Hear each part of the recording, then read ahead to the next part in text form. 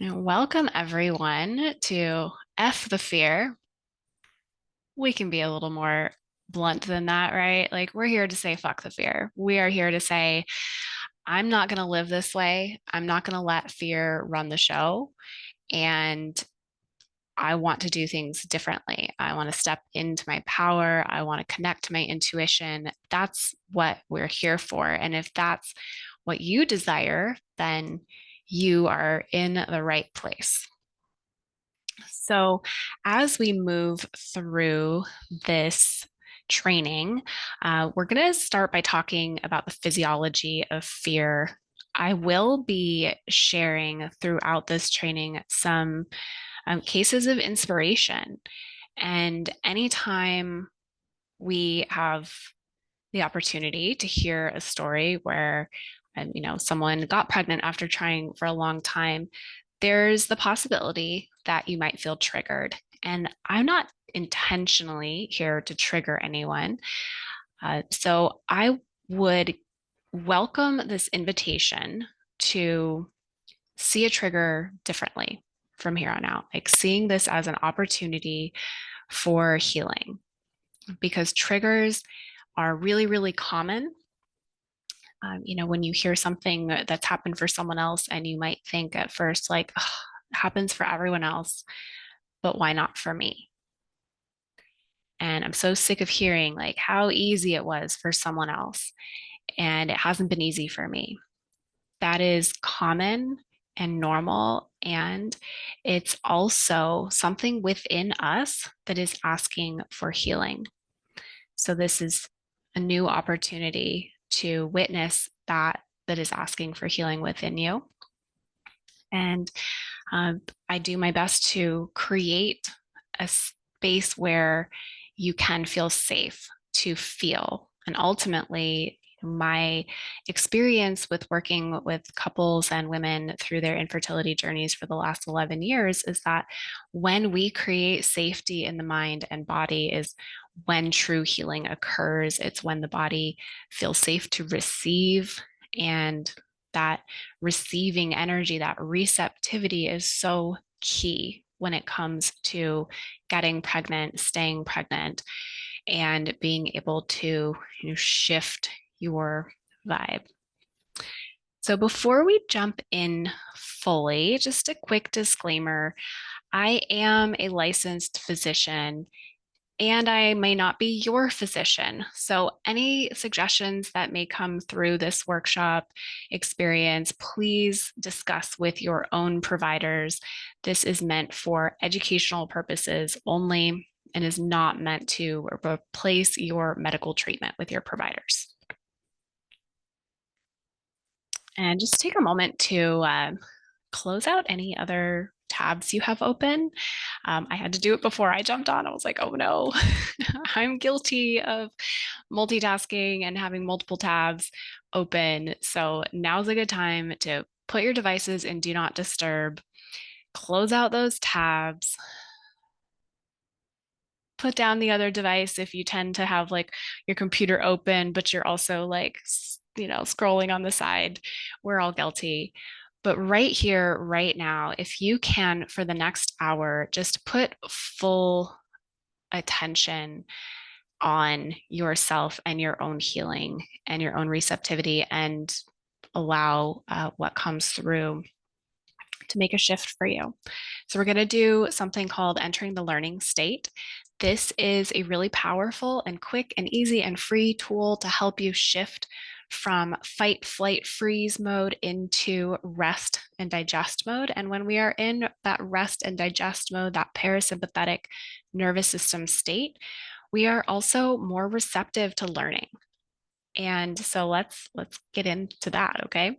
So wherever you are, unless you're driving, go ahead and lift your gaze to, above and beyond you. So if you're in a room where you can look up and see where the wall meets the ceiling, that's kind of a perfect space to gaze.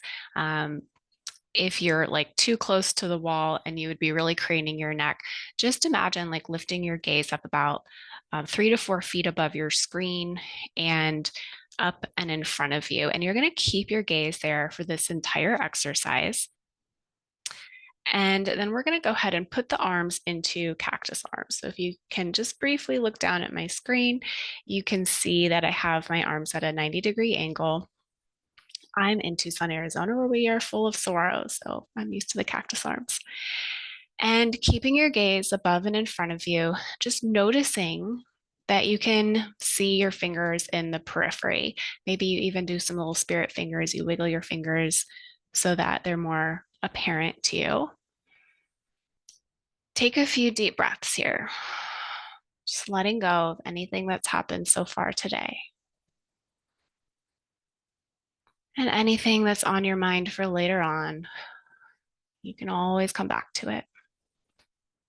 And again, just wiggling the fingers. Now I want you to go ahead and pull your shoulder blades back together towards your spine, keeping those spirit fingers wiggling, and just notice that you're still aware of your fingers in the periphery, maybe bringing them back closer to in front of you, and then pulling them back behind you again. Just keeping that awareness nice and open. One more deep breath, lowering the arms, lowering the gaze back to your screen. I do this at the beginning of these exercises for many reasons, but I also am curious to know what you might have noticed as we did this exercise. It was about 2 minutes in total with the explanation. And did you notice a shift start to occur in your body where maybe you experience tension before feels like there's more space or more calm or more peace or more focus? That's the power of being able to easily shift your state. So even though we're going to be talking a lot about fear and stress and the regulation of the nervous system here today, we also have a lot of opportunity to shift. And it doesn't mean you need an hour of your day every time you do this. This can happen in 2 minutes. So you have a lot of power, more power than you probably know. So let's start with talking about the physiology of fear. And because we have a small group with us today, I'm probably going to be asking some of you to join in to some extent. The more you are open to participation, the more you will get out of it, because I do tailor this to what's coming up for the people who are able to attend live as much as possible. So when you think about fear, what do you notice in your body? Like, where do you experience the sensations of fear? And just take a moment with that, kind of marinating on it for a second. I know that I feel tightness in my chest. I feel tightness in my throat. And sometimes, depending on the flavor of fear, I might get that like pit in my stomach kind of feeling. So I just want you to notice like what happens in your body. And the physiology, meaning like what happens chemically in our body, what happens to our cell response when we experience fear. So we have a chemical response. When we have a fearful thought, it actually starts often as a thought in the brain, right? And we don't know exactly where a thought originates, but when we have a thought or something occurs that tells us, I need to be scared right now, it will at first send an electrical signal from neuron to neuron in the brain. Eventually, that electrical signal will land outside of the nervous system on a cell outside of the nervous system, and that will induce a chemical response. So, say we have a situation that has elicited that fight or flight mode. So, you can imagine we're a zebra, we're grazing in the grasses, and a lion just jumps out and, oh shit, it's time to run. So we know we've got to go. And that electrical response will eventually land on the adrenals. So it can happen quickly, right? a blink of an eye, and we'll put out different chemicals. So we put out hormones, the stress hormone cortisol, put out neurotransmitters like epinephrine and norepinephrine. And very quickly, these will change our physical state. So one of the key characteristics is change in blood flow. Blood will flow away from the digestive tract, away from the reproductive tract, and it will go to the skeletal muscles so that if we need to run for our lives, we can run for our lives. And this is a part of that nervous system shift. So going from that fight or flight sympathetic response is very quick. And you felt at the beginning when we did the learning shift exercise that we can also shift back into parasympathetic quite easily. So the physiology of fear is quite powerful. And this is so important when it comes to fertility because of that blood flow factor and because of how these patterns, when chronic, can change how our immune system responds, how our inflammation responds, how able we are to absorb our nutrients in the digestive tract, and whether or not our body feels safe. And if you have accidentally been living in fear chronically, this is no fault of yours. This is partly, how our society presents information to us. It's part of hustle culture. It's so much of how we were raised and how our subconscious programming developed in the first 7 years of life. So I'm really curious to know how many people here would identify as like perfectionist or type A high achievers. If that's you, just drop a 1 in the chat so that I can know who I'm talking to here, because I tend to resonate with those labels myself as a recovering perfectionist.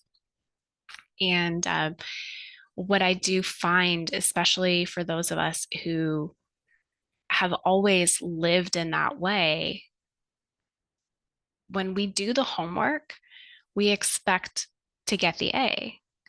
When we do the thing that we expect to get the result from, and then we don't get a result, that can induce fear.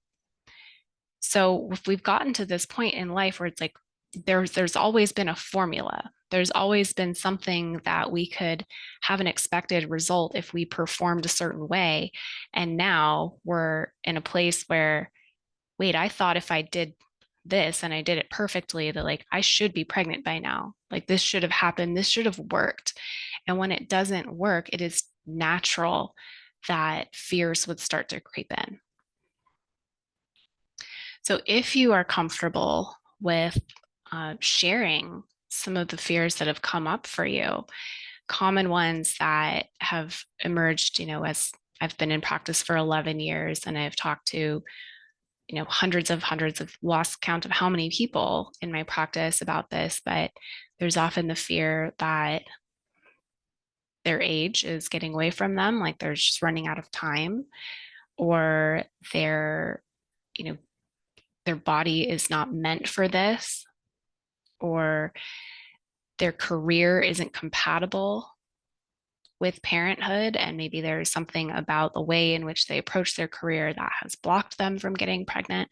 There's any number of fears that have come up, and I want you to know that whatever yours is, as wild and crazy as it might seem, you're not alone in having felt that.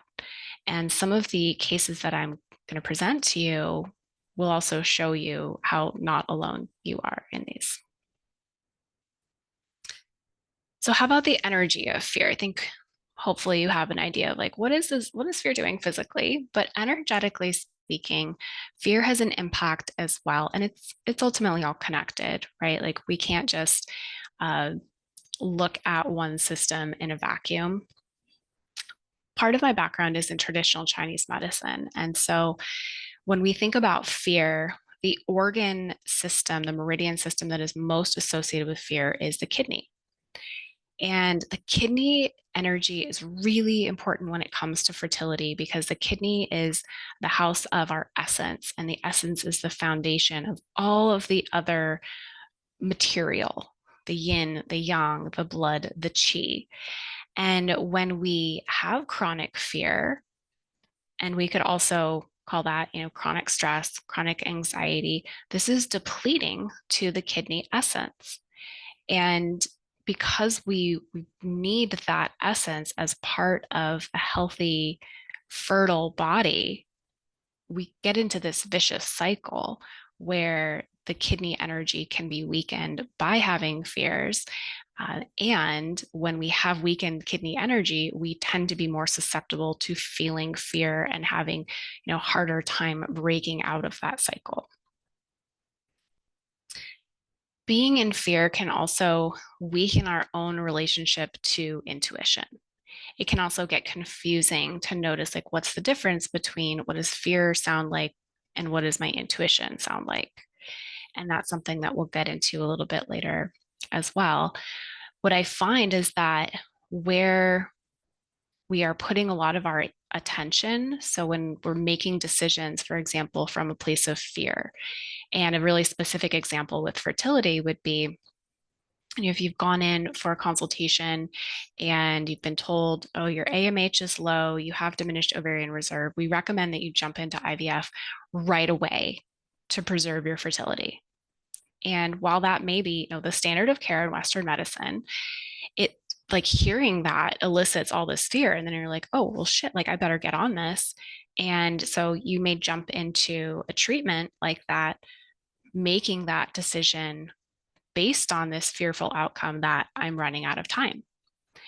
And that doesn't give much opportunity for tuning in to intuition. And it puts attention on, like, what is the worst case scenario? A lot of times, like, I am doing this so that I don't lose this chance to be a mom. And when we are continuing to put energy towards the worst case scenarios, that is also where our energy flows. And not to say, like, I do want to debunk this potential, like, crap that comes up in the manifestation world of, like, people who believe that thinking negatively could manifest a miscarriage. No, that is not what I'm referring to in this situation. Like, we are powerful and we do not have that level of control. So if you have experienced a pregnancy loss, if you've had, IVF cycles that were unsuccessful, this is no one's fault, and you cannot think your way into those situations. But when we learn how to attune our attention towards what is possible, when we learn how to tune into our intuition, listen to that intuition, trust that intuition, and actually follow through with it, it brings such a greater sense of peace and welcoming of possibilities versus the flip side of that coin, which tends to feel really frantic and contracted. I hope that makes sense. We've done some manifestation workshops before, but we won't have time to, like, get fully into the manifestation energy in this particular training today.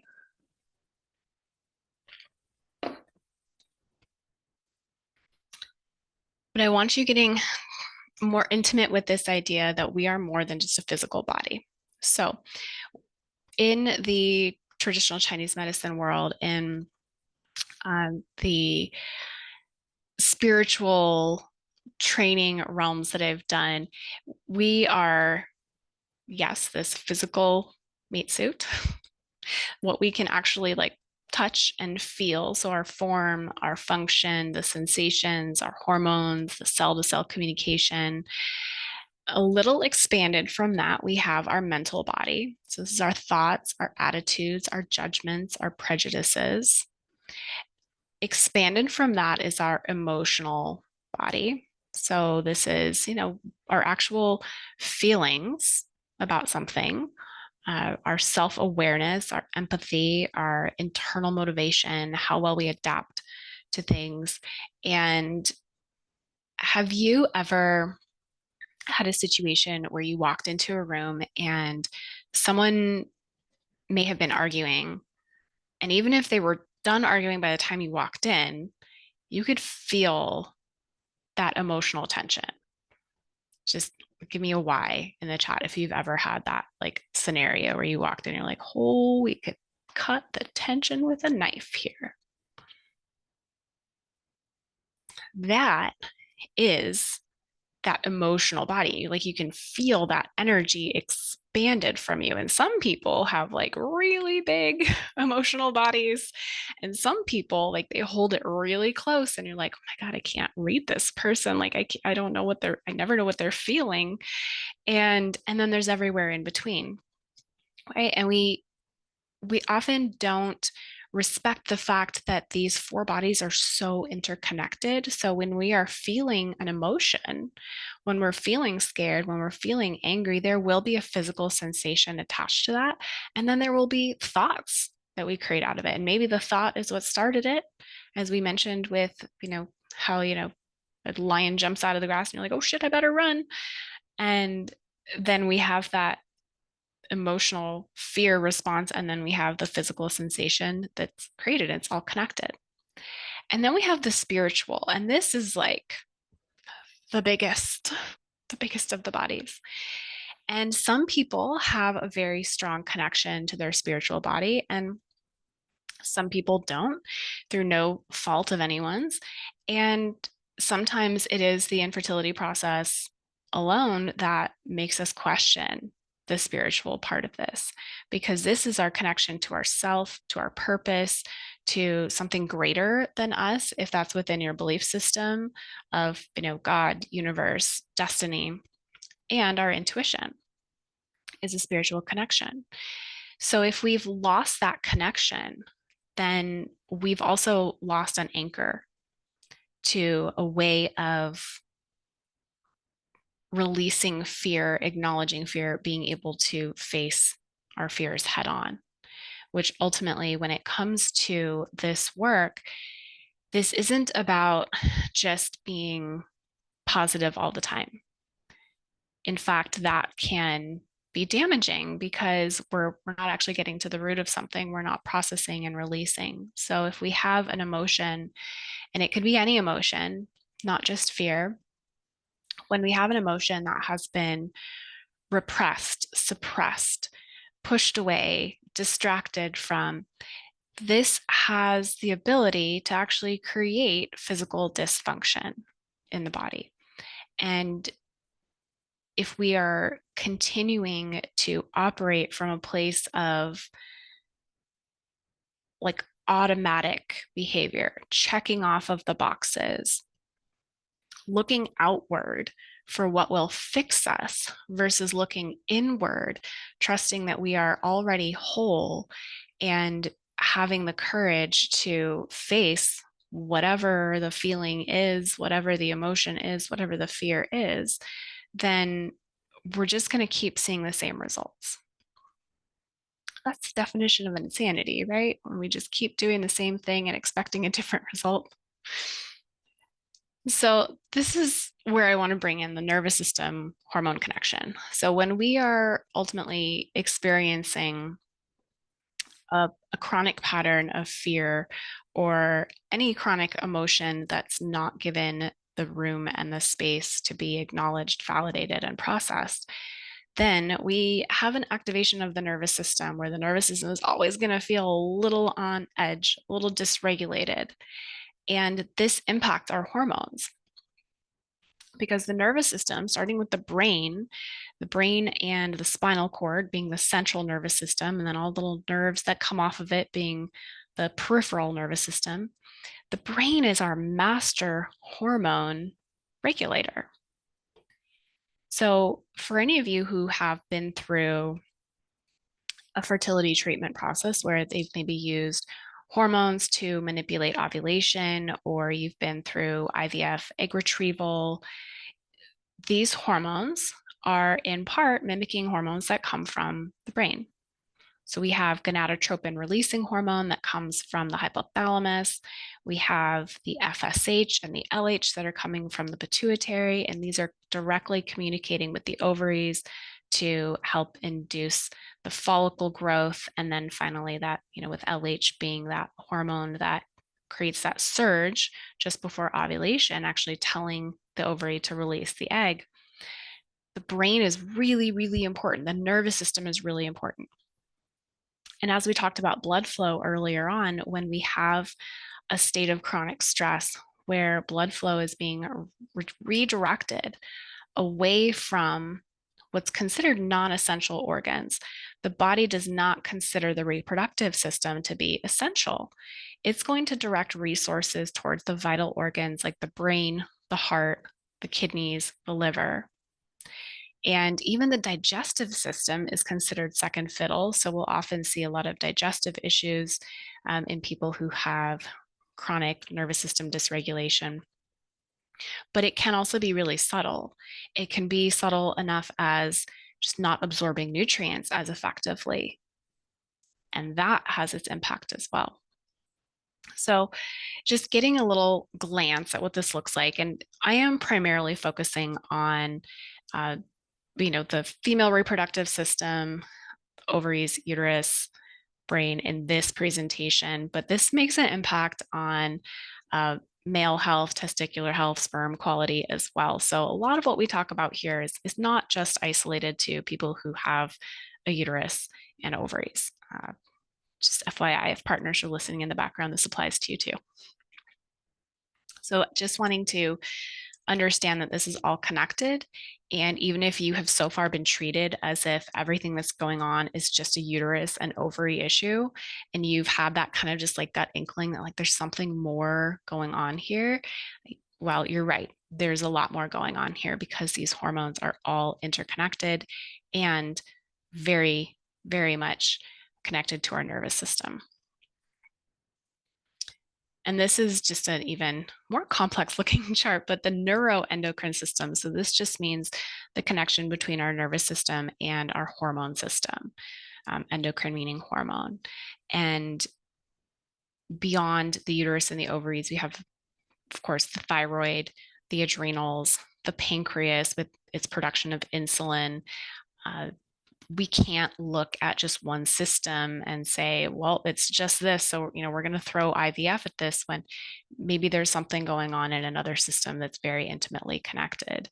And IVF doesn't get to the root of that. All right, before we jump into this exercise, I will just say I'm not opposed to fertility treatments like IUI and IVF. I believe that they are absolute miracles of modern science. And you may notice that I don't refer to, one way of getting pregnant as natural or not, because I do believe that all pregnancy is natural. And if you're already getting the feeling like, oh shit, I jumped into IVF or IUI without knowing all of this, just taking a couple of deep breaths to acknowledge whatever emotions might be coming up around that and trusting that you are here now. You are in the right place at the right time now. And I believe that there's no coincidences. So whatever it was that brought you here was for a reason. Okay. So we're going to do this exercise that just shows you the power of your thoughts, your imagination, and your mind in creating a physical response. I know some of you have done this exercise with me before, but it never hurts to repeat just to remind yourself how powerful you are. So if it feels comfortable to close your eyes, I want you to go ahead and do that for a moment. And I want you to imagine that your neighbor has just dropped off the most beautiful, juicy lemons from their lemon tree. And you're like, oh my gosh, I am going to make some lemonade. So get one of the lemons out, you rinse it off. I like to just run my fingernail over the lemon peel just to like release some of that aroma of the lemon peel. So I'm going to bring that lemon up to my nose and just give it a nice deep inhalation, just bringing in all that essential oil, like bright lemon smell.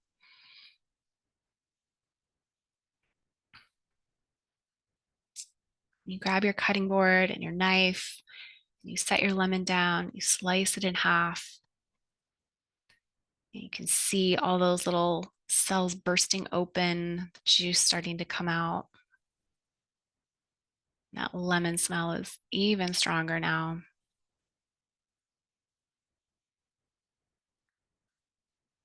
Maybe you start to squeeze that lemon, releasing all of its juice into a glass. Maybe there's just a little drop of juice still inside that lemon, and maybe you feel tempted to taste it before you make the lemonade. Just see like how sweet and tart and sour is this lemon. Go ahead and bring that up to your mouth, giving it a little taste. And you might have noticed that even as you imagine this, you started to salivate. Your body was already preparing to taste that lemon, to taste that sour. Go ahead and give me a yes in the comments if you started to notice that physical manifestation of your body preparing to taste that lemon.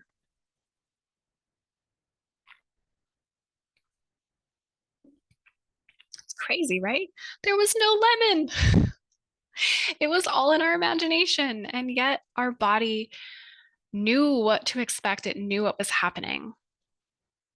So, does this start to give you some level of understanding of what happens when our mind is focused on something in a certain way? So if our mind is focused on what is the worst case scenario, which us perfectionists, type A's, we're really fucking good at worst case scenarios.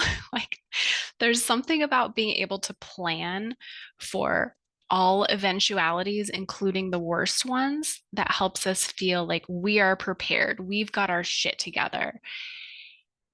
And when it comes to fertility, we have to learn how to do things completely differently. There is a rewiring that must happen because if we are constantly preparing for that worst case scenario, our physiology also recognizes that. So if we are always preparing to taste the lemon, our mouth can be like, all right, we're ready to go. We've got our salivary enzymes all set. And if we are constantly preparing for something to fail, what's happening then? So, what would happen on the flip side of this? What would happen if we were given the tools and the resources to prepare our body for healthy pregnancy? What if we began to trust our body differently? How would it start lining up all of its resources to expect that to happen as well? And I know it might feel like, oh, yeah, right. Like I've been here for so long that I don't see how that could possibly happen.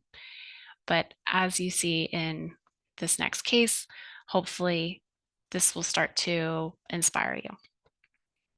So I call these inspiration cases because these are cases of people who I've worked with directly who were given, complex diagnoses, all the reasons in the world that something wouldn't work for them. And they did conceive and they had healthy babies.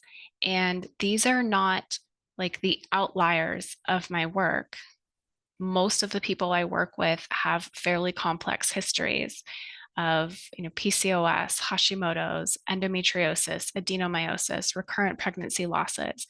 I tend to be the person that people come to after everything else has failed. And I wish that were different. I wish that more people knew about this type of work sooner so that they didn't have to go through as much heartache. But I want to start with this example. So Erin came to me at 36 years old. She had been diagnosed with adenomyosis, which is like a cousin of endometriosis. It basically is when endometriosis is found inside the muscular wall of the uterus, and it can, for some people, make it difficult to get pregnant, and it can contribute to pregnancy loss. She was also diagnosed with Asherman syndrome, which is a condition of scarring of the uterus that had occurred after a DNC, after a pregnancy loss, and since then had experienced multiple recurrent losses, chemical pregnancies, failed embryo transfers. She had embryos left from IVF retrieval, so she was preparing for embryo transfer. But mentally and emotionally, Erin was actually feeling really defeated and really hopeless, and just wanted a sort of a fresh start, for herself on all planes. And what she had been told is that she should probably start preparing for a surrogate. Um, and that was part of, where her, grief was coming from. But physically, we identified that she really needed to make some shift to support her body nutritionally better, and very basic structure to this. I don't focus on restriction in my practice. So we really focus on what do we need to add? What do we need to get more of? Because she was already in such a restrictive place for a couple of years as she was going through her retrievals and losses of, no alcohol, no sugar, no coffee, no what she considered fun. And while we need to find other ways to have fun and joy in life, we really needed to make sure that she felt like she could have more fun with her nutrition. And we also wanted to support her detoxification because she had been through so much medically. And we wanted to make sure that her hormone metabolism and digestion were working more effectively because her digestion had gotten really sluggish. Emotionally, she wasn't ready for this right away, but we knew that we wanted to address the processing of the grief, frustration, and the shame that she had experienced, and especially the lack of body trust.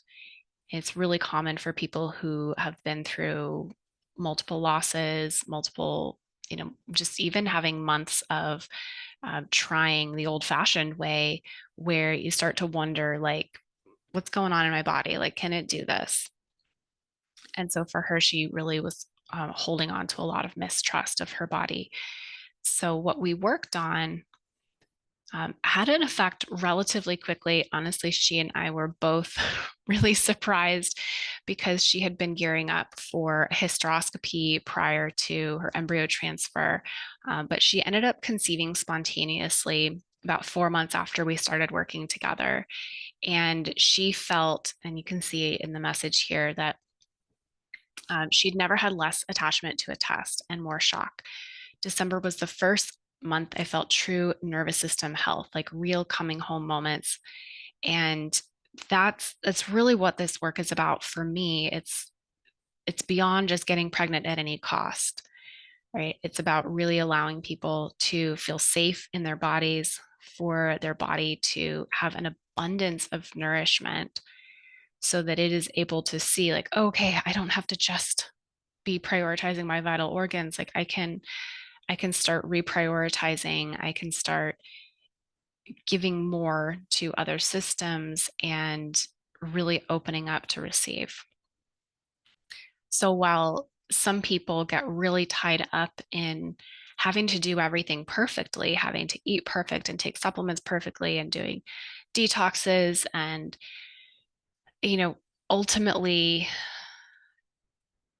often doing too much and almost feeling like we end up with this very like contracted energy around it, like even just revisiting like my early days of trying to conceive 9-10 years ago. It's like I still feel some of that constriction around that.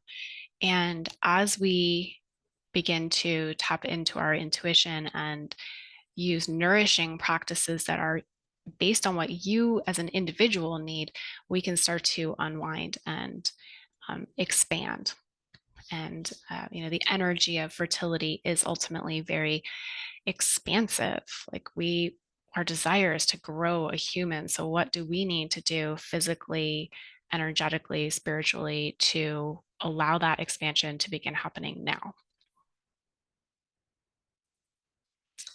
So here's her baby boy. He is turning 1 this month, which is just wild. And I include case studies where people's children have already been born, in part just because we we want to make sure that they're comfortable with me sharing their journey. And I know that when you've had pregnancy after loss, especially, there can be a lot of uncertainty about what the future might hold. So all of these babies already got here. All right. I want to talk about some of those physical symptoms of nervous system dysregulation. So this goes, of course, beyond fear, right? And sometimes if we've just been running on autopilot, yep, thanks, Lily. Good to have you on for a little bit. So when we've been running an autopilot and we maybe aren't necessarily sure of like what we as an individual need, there might be some symptoms that you can begin becoming aware of that tell you if you're feeling a little dysregulated. And we'll be doing an assessment in a few minutes here just to help you understand this better too. So chest tightness, heart palpitations, of course, if you are having like constant physical symptoms, please discuss with your doctor and be properly evaluated.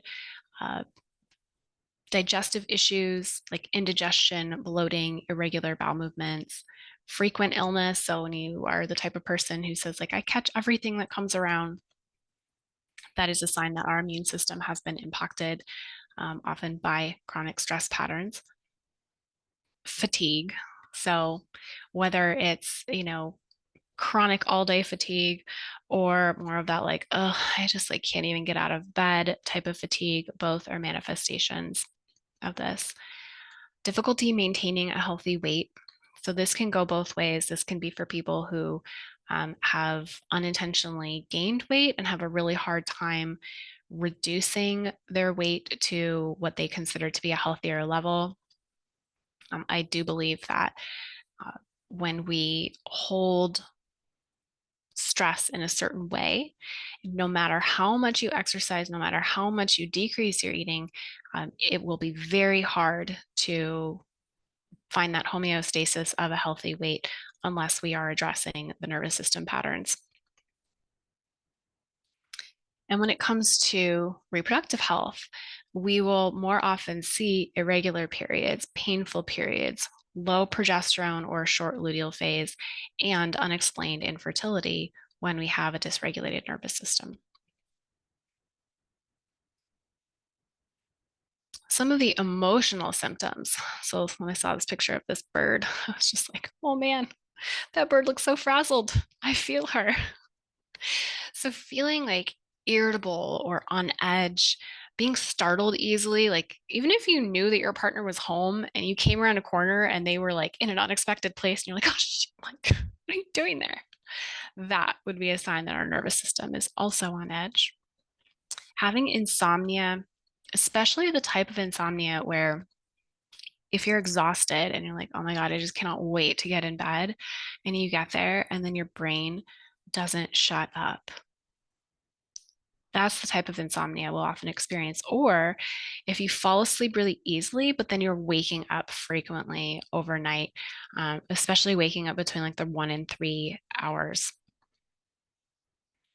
like 1 and 3 a.m. Feeling frequently triggered. And so this can be, anything from, going to work and having a coworker announce their unexpected pregnancy to getting pregnancy announcements in the mail, having friends or family members ask a question that you weren't prepared for, and then having a really challenging time recovering from that. There's nothing wrong with you for being triggered. You are not broken. And again, it's an opportunity to just notice like, oh, there's something within me that is asking for healing here. Hyper awareness of every twinge in the body. So I often witness this as people saying to me, I'm so in tune with my body. And then as I ask more questions, it becomes apparent that what they perceive as being in tune with their body just means that they're very aware of every sensation in their body. So every twinge, every little moment of breast tenderness, every little glimpse of nausea in the 2 week wait is like this, what is that? Like, is that PMS? Is that implantation? Is my period starting? Like, that can kind of set into the thought spirals that can also lead to more excessive or obsessive thinking and behaviors. So this is my little frazzled and frantic person, my little bird. On the flip side of this, if we are more in the freeze state, the overwhelmed state, the burnout place that a lot of people can get to when they've been through repeated treatments or they've been trying for months or years and nothing has worked yet, uh, is almost just like a feeling of shutting down, um, a tendency towards more isolation. So, like recognizing, like, I don't want to be triggered. Like, I am so over that. So, like, I'm just not going to that baby shower. I'm not responding to that text. I'm not going to the dinner party. I don't want to spend the holidays with my family because they're going to ask questions and we're going to do the same thing that we always do every year. I'm so over it.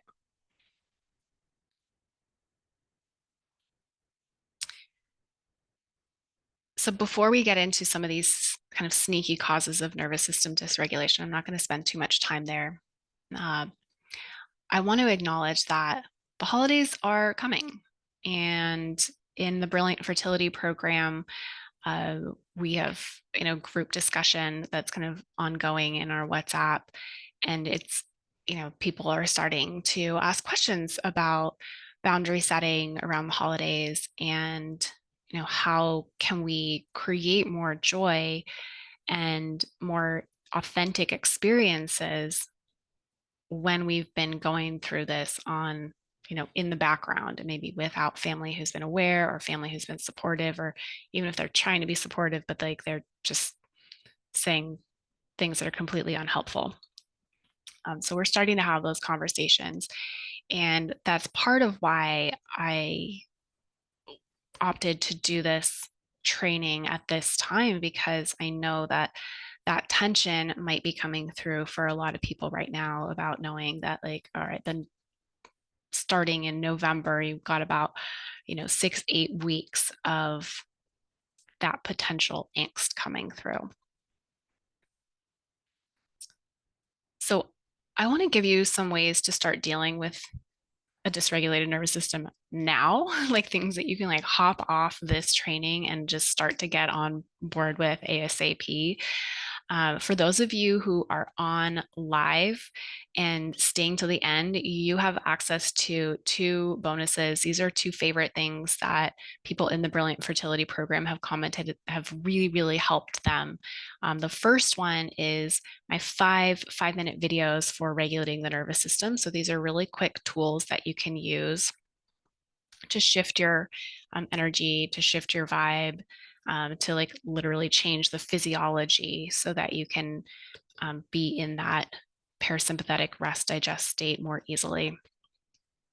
And the other is a PDF handout that I have for optimizing your sleep and circadian rhythm, because this is a foundation of balancing your hormones and helping your nervous system stay calm and regulated throughout the day. So, poor quality sleep is a definite cause of nervous system regulation issues. And it's a vicious cycle, right? Like, if we're not sleeping well, and then because we haven't had good restorative sleep, we can't handle stress very well the next day, then we're going to be more frazzled by the time we get to bed, or more overwhelmed or more exhausted. And then our sleep is often this time for processing. So then if you're having these crazy dreams where you feel like you're so active in your dream that when you wake up, you're like, what the hell? Like, that wasn't even relaxing. And there's so many different ways that dysregulation can manifest in poor sleep quality, that it's really, really, really important to put some priority there, even before we start talking about exercise or supplements for egg quality. We really have to put attention to sleep quality. Synthetic fragrance and environmental exposures. So there is an intimate connection between the liver and how it detoxifies um, and metabolizes the environmental exposures that we have. And it is innervated by the vagus nerve. So we have this connection between the nervous system and the detoxification that's happening within the liver. So when we're exposed to a lot of chemicals, when we're exposed to synthetic fragrance frequently and other exposures that are outside of our control, this puts more burden on the liver, and that can also overwhelm the nervous system. So you can start removing those today if you wish. And I know that some people have attachment to certain fragrances. So I do tend to, opt for things that have essential oils listed in the ingredients rather than synthetic fragrance, perfume, or even if it says natural fragrance, if it doesn't actually tell us what the natural fragrance is, I'm really wary of it. Right, skipping meals and under eating. When we feel stressed, when we feel busy, when we feel burnt out, if we're also trying to potentially regulate weight, you might have a tendency to skip meals or undereat. And this is really hard for the nervous system because what happens is when we get low blood sugar, our brain gets a signal that we need to increase that blood sugar, and it will tell the adrenals to release cortisol, which is our main stress hormone. Cortisol will tell the liver to raise blood sugar. It will break down glycogen to make new sugar. And then we can end up on this roller coaster of blood sugar and stress hormones kind of flooding the system. And it's not a happy place for our reproductive hormones to be. So when we can have eating at regular intervals, I do get much more detailed in the what to eat and the how to eat to regulate blood sugar and to regulate the nervous system inside the Brilliant Fertility Program trainings that we have on nutrition. But this is a start. So for any of those of you who have a tendency to skip meals, just be on the lookout for that. Okay. And then on the more, energetic, emotional side of this, the lack of trust in your body. So this is where we get a little bit more into like the work that I do in the subconscious and with the emotional and the mental and the spiritual is we could be doing physically everything perfectly. You could be eating perfectly, taking your supplements perfectly. But if you don't actually trust your body, none of that is really going to matter.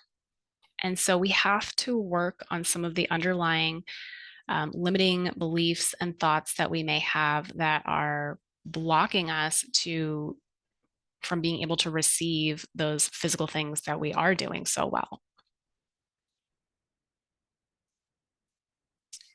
Some of the other pieces, so masking, when we're not able to show up as our authentic selves, if you've gone to fertility treatments, you've just come from the clinic and you have to go right to work and people are like, hey, how's your day been? And you're like, fine, but really it was terrible. And you just found out that your follicles aren't developing and you can't really express your true emotions. Like that creates some internal conflict because, unconsciously you're like, no, I'm not fine, but I have to keep presenting this way. And that gets exhausting when we don't have a safe place or safe people that we can talk to about this. We talked about suppressed emotions a little bit, but this also goes in line with trauma, and it doesn't have to be capital T traumas. This can be the accumulation of micro traumas throughout a lifetime. This can be the types of traumas that people tend to experience with fertility treatments, and it can be something that may seem as little as a nurse not acknowledging your comfort as you were about to have an ultrasound, um, people not making eye contact when you go to the office to sign in. Like there's little things that can be very dehumanizing that can accumulate over time, and when we haven't had the space or opportunity to process those, there is this buildup in the body that can create a physical response. Affirmations that don't feel true. So we're going to work on this in just a minute more deeply, but have you ever like signed up for some like free fertility affirmation thing and they send you 100 affirmations and they're ones like, I can get pregnant easily. And you're trying to say this to yourself in the mirror and you're like, well, this just feels like bullshit. Like, this almost makes me feel worse. And then you start to think there's something wrong with you for not believing this. Let me know, like, just put a yes in the comments if you've ever had the experience of trying to use affirmations, but they actually just made you feel kind of shitty.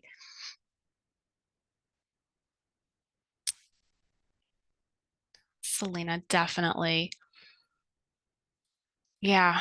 And it's because we have those subconscious beliefs and we have our lived experience.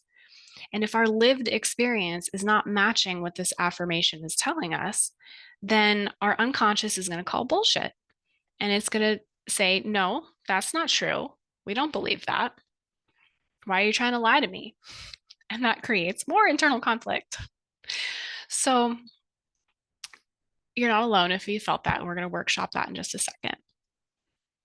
Another one, and this is really important, we will talk about intuition more time willing, is the lack of connection to your own intuition and or connection to higher power. And this has nothing to do with religion, but very much to do with just believing that there is something out there greater than you that is a loving and benevolent energy that wants the best for you. And if you've had the experience of not getting pregnant on the timeline that you desired, of having losses, of suffering, of having pain, it can be really hard to believe that there's something out there looking out for you. And it can be really painful to wrestle with faith when you're also wrestling with fertility issues. So if we don't have a way of acknowledging that and being present to it, then that again creates more of this like chronic undercurrent of dysregulation. All right. Give me a second to see where we are with slides so that I can make sure we're good on time. Okay.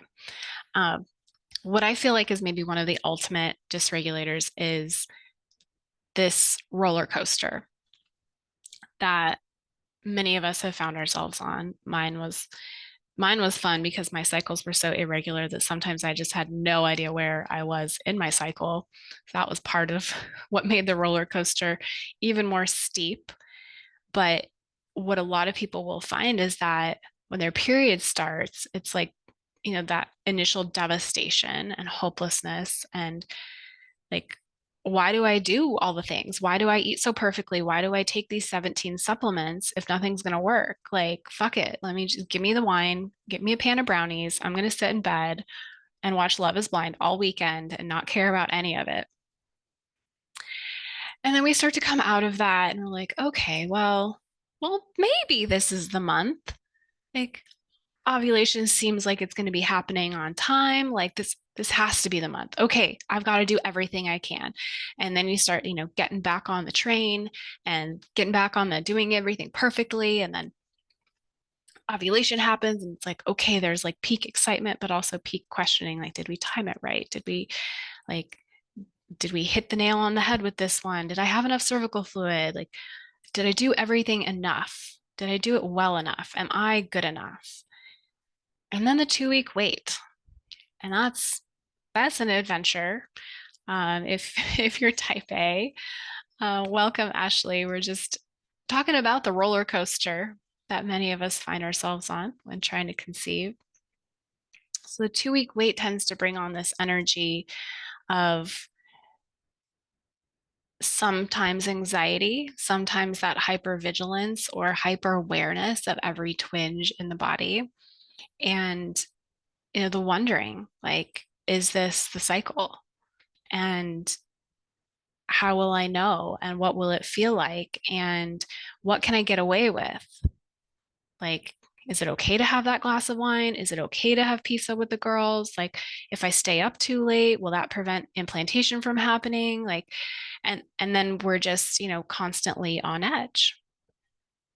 And this is not the vibe, friends. Like, this is unfortunately what contributes even more to this dysregulated state, which, sucks resources from our reproductive system, what puts us in that state of fight or flight. And so having the tools and the resources to feel more at ease during these times, to find more balance. And it doesn't mean that you never experience emotion and there will never be ups and downs, but having the resources to truly authentically handle the ups and downs with more perspective and more ease can shift the energy in such a powerful way.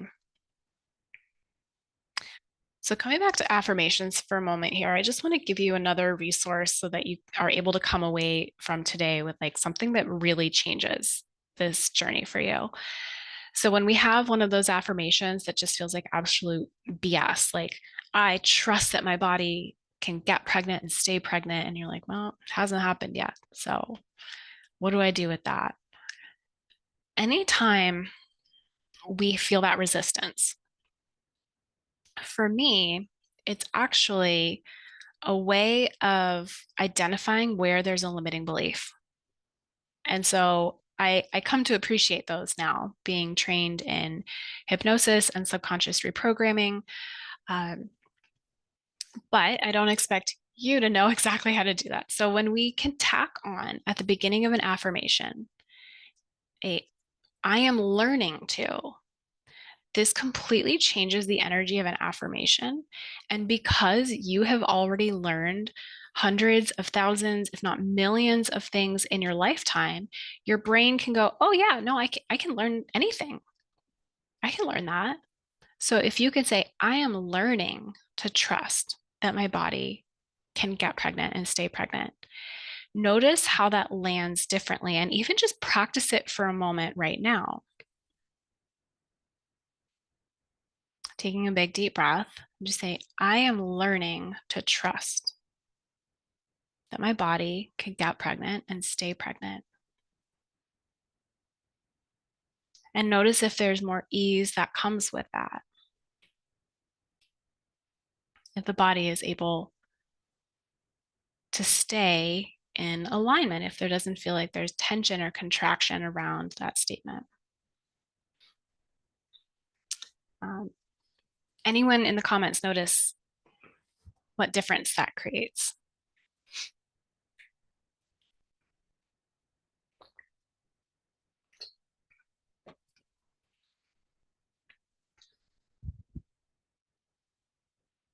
We have a shy group today. That's okay. Yeah, Selena, you can definitely feel the difference. Mhm. Just that little practice. It's so simple. And that is really what my practice is about, is trying to find ways for people to find more simplicity and more safety, knowing that you don't have to do everything perfectly. If you can find the few things that you as an individual really need and be generally consistent with them, you don't have to do all the things and you don't have to do them perfectly. So, this is a good segue into understanding the distinction between our fear voice and our intuition voice, because it's usually the fear voice that tells us we have to do everything perfectly. And it's the fear voice that tells us, like, we're not doing enough and we are not good enough and that this isn't going to work. And yeah, there's pressure behind fear. Right? Thank you, Selena, for letting me know that with that affirmation, there's less pressure when you add the I am learning to. Yeah, the brain, it's just like this little teeny shift. The brain is like, yeah, I'm learning to. So maybe as we enter into this part of the training, you say, I am learning to release fear and I am learning to tap into my intuition. Because if we just go like, okay, I release fear, and you're like, well, maybe I'm not ready to. And the fears can present in such not haha funny ways, but just like human funny ways. Like we might know that it would be really good for us and healthy for us to just surrender our attachment to whatever the outcome is going to be. And that would feel like so much more peaceful and less stressful. But then there's a part of us that's like, yeah, but what if you surrender it and then nothing happens because you surrendered? And and you're like, whoa, okay, what was that? That's often the fear voice talking. So how do we differentiate between these two?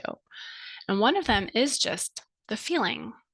Like when we are coming to a situation from a place of fear, we're making a decision from a place of fear, when we're hearing our thoughts in a certain way, then we'll often feel contraction in some way in the body. That could be like in the throat, in the chest, in the gut, in the pelvic region. My goodness, we hold so much tension in our pelvic floors that we're not aware of often. So, how are we holding that? And what does it sound like when our intuition is speaking up? Yeah, Selena, thank you so much for sharing. Like, the fear of letting go is really common. And you people may have told you, like, you just have to let go. You just have to relax. You're like, well, yeah, that'd be really great. I'd love to relax. Number one, I don't know how to do that.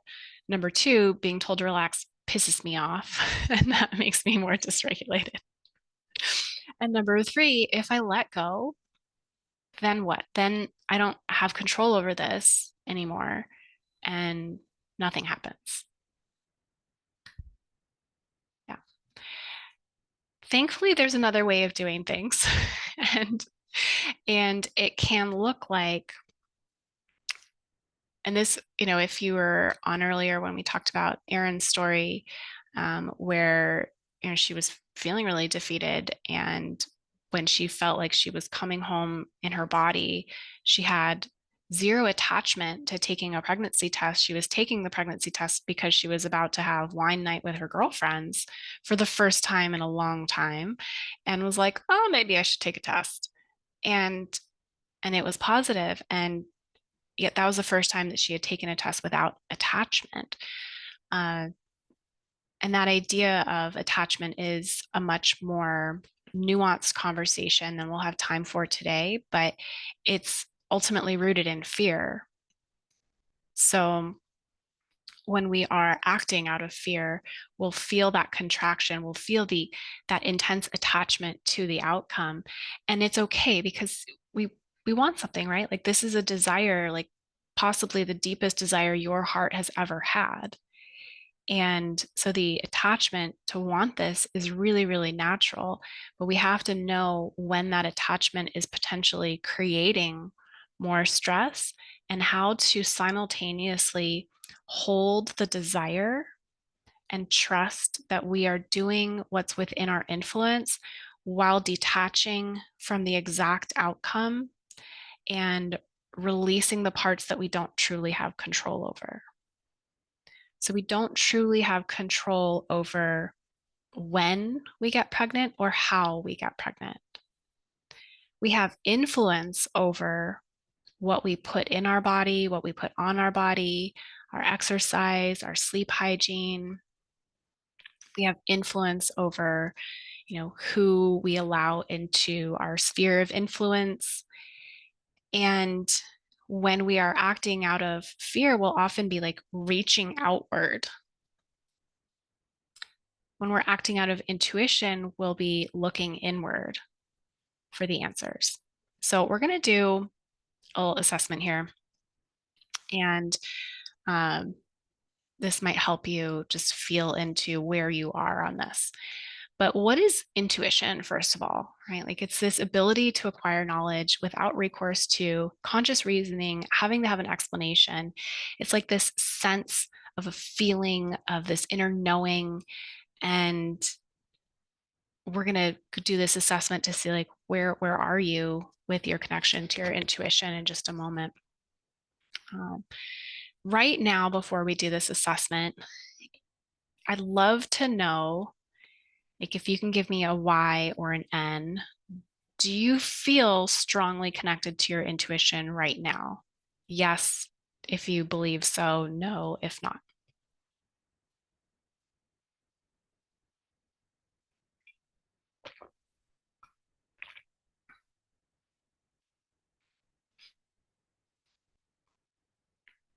Yes and no. Thank you. Yes, honestly, sometimes there's some things that we have a strong intuition about and some things that we don't.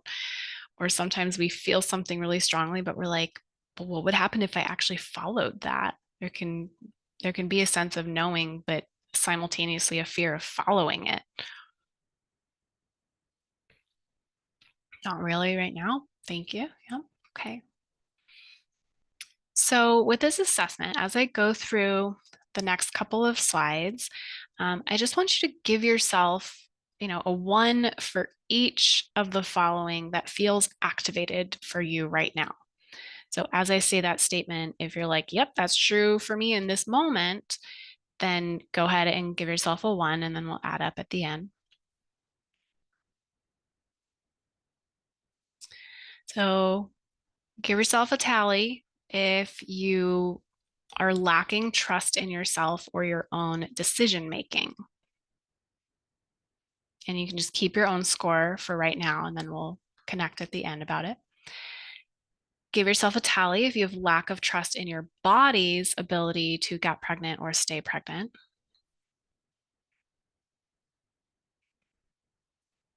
Number 3, if you have lack of trust in the timing of the universe or lack of trust in God, however you connect to something outside of yourself.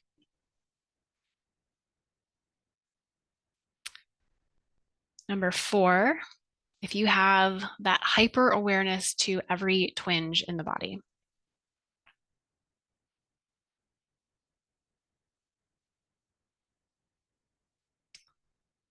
Number 5, if you find yourself following advice from numerous sources, even though those sources start to contradict each other. So if you've got, doctors, nutritionists, acupuncturists, bloggers, TikTokers, influencers, you've got multiple places that you are reaching for advice from. Give yourself a point.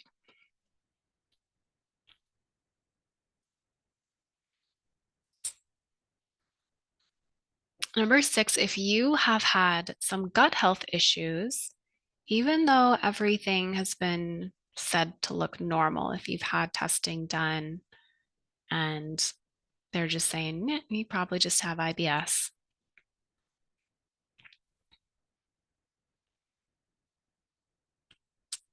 Number 7, give yourself a tally if you feel like the problems in your life just keep getting bigger and bigger.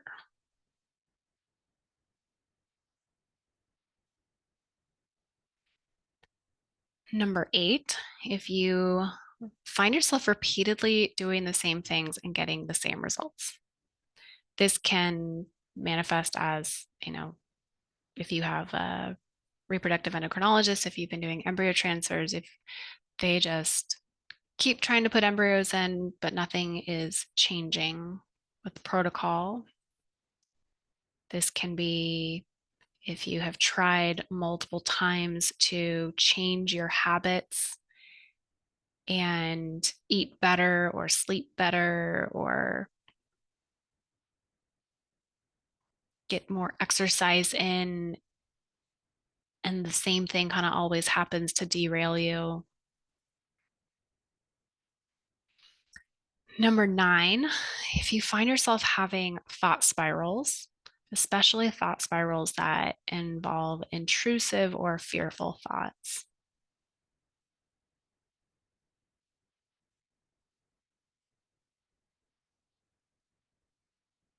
I would add on to that one if you find yourself in like a 3-hour long, like Google question scroll or Reddit board scroll where you started with one question, but as you got into the meat of the answers of that question, it like spawned 10 other questions that had so much urgency that you just needed the answers to. And then finally, number 10, feeling like you need to get third, fourth, or fifth opinions.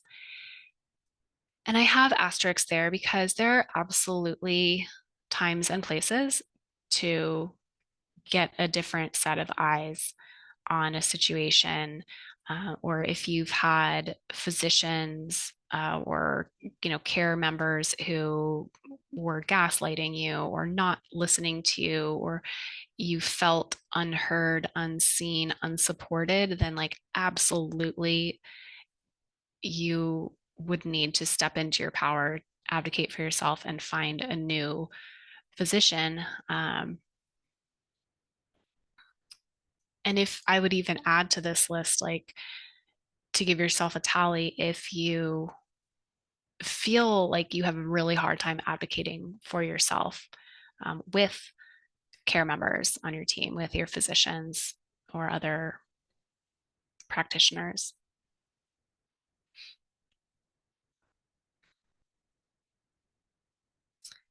And if you're comfortable sharing in the chat, just let me know, from 0 to, technically we're at 11, from 0 to 11, how many of these felt true for you right now?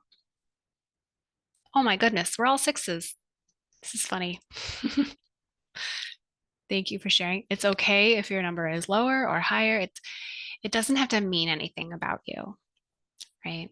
It doesn't mean there's something wrong with you. Um, where I am looking at this assessment is how much support is required to help you access your intuition so that you can simplify what you are doing in life to feel supported, to feel nourished, to have your body feel safe. So, is fear running the show? If 1 to 2 of these came up for you, then it's like you've probably actually got a pretty good handle on things. I would say that it might depend on how much time you're spending there as well. Like if one of yours was the thought spirals and fearful thoughts, and you're in that 24/7, then, I'd probably qualify you as higher than a 1 to 2, because if it's taking up a lot of time and brain space and energy, then we do need support there. 3 to 4, this is pretty average.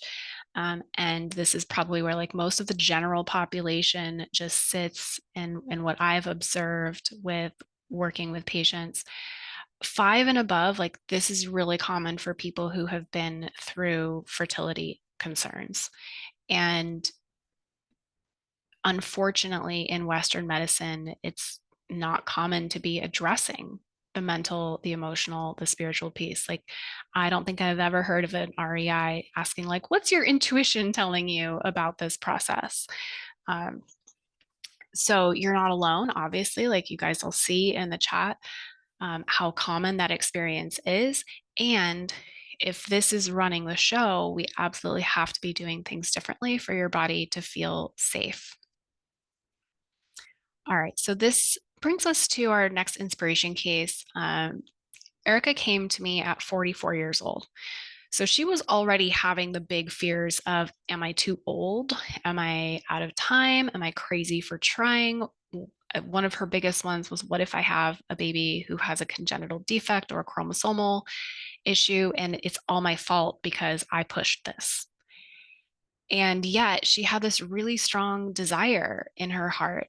She and her husband really wanted to have a child together, and she wasn't a good candidate for IVF. Her AMH was under 1, so her REI was like, we could do IUI till the cows come home. That's fine with me, but I wouldn't feel comfortable putting you through IVF.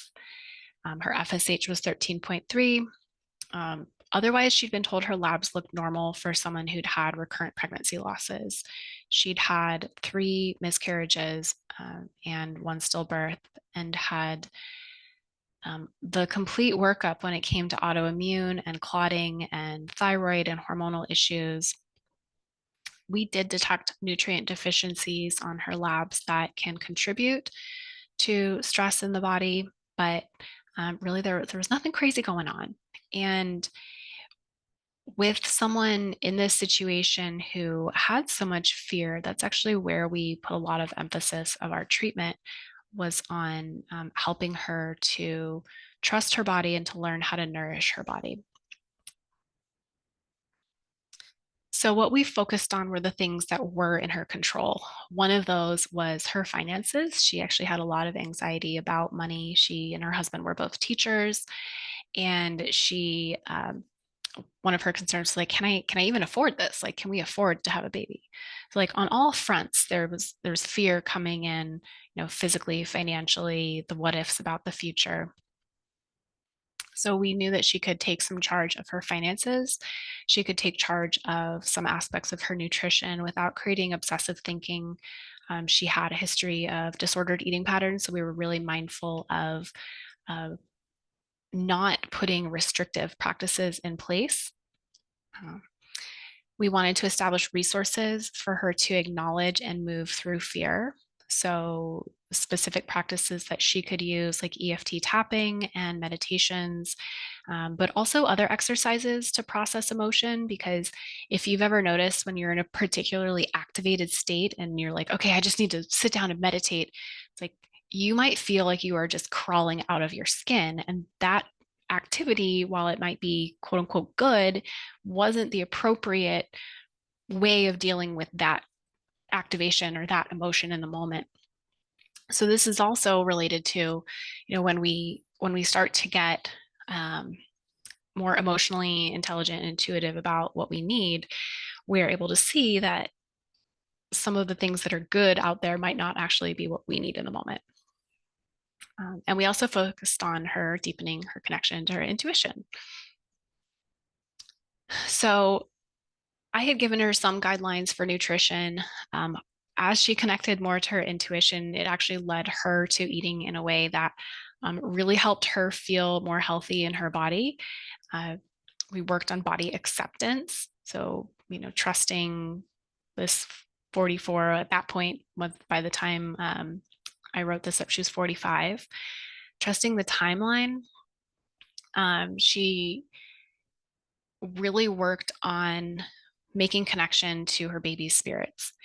And one of the tools that we were using in practice was acupuncture, and she would have pretty unique experiences with acupuncture for herself. Like she had tried acupuncture before and hadn't had these experiences, but we went in with acupuncture with really solid intentions.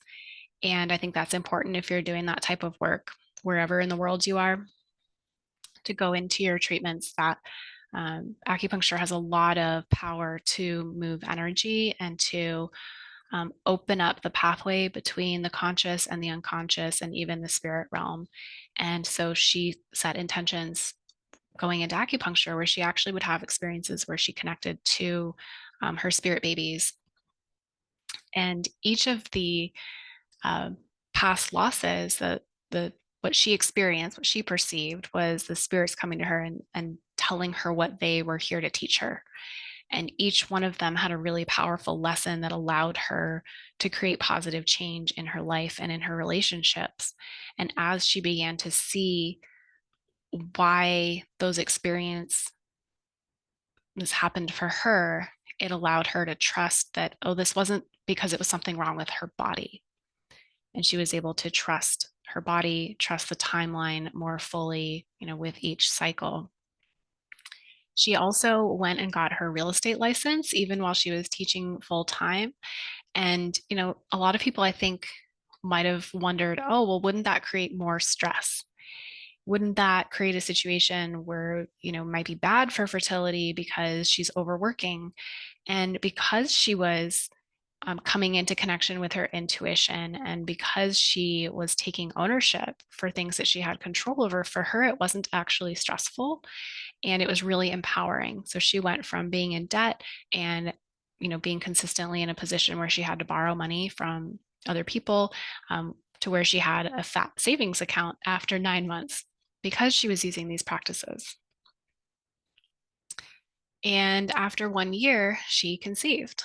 So this, of course, it's like it never ceases to amaze me when these things work, and yet they're common parts of my practice.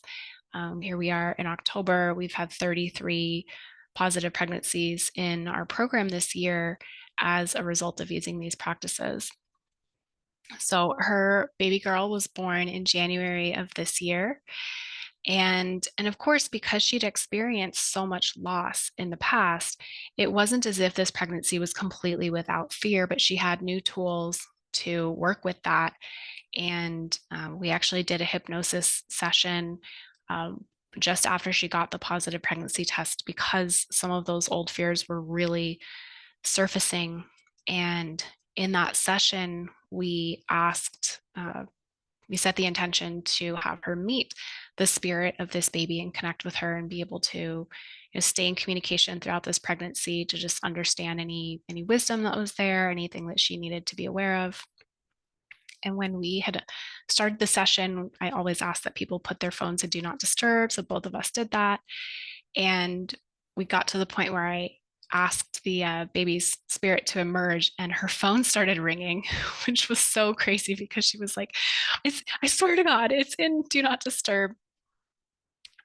So there's just some really interesting things that can happen when we set this intention to connect to intuition and something greater than us.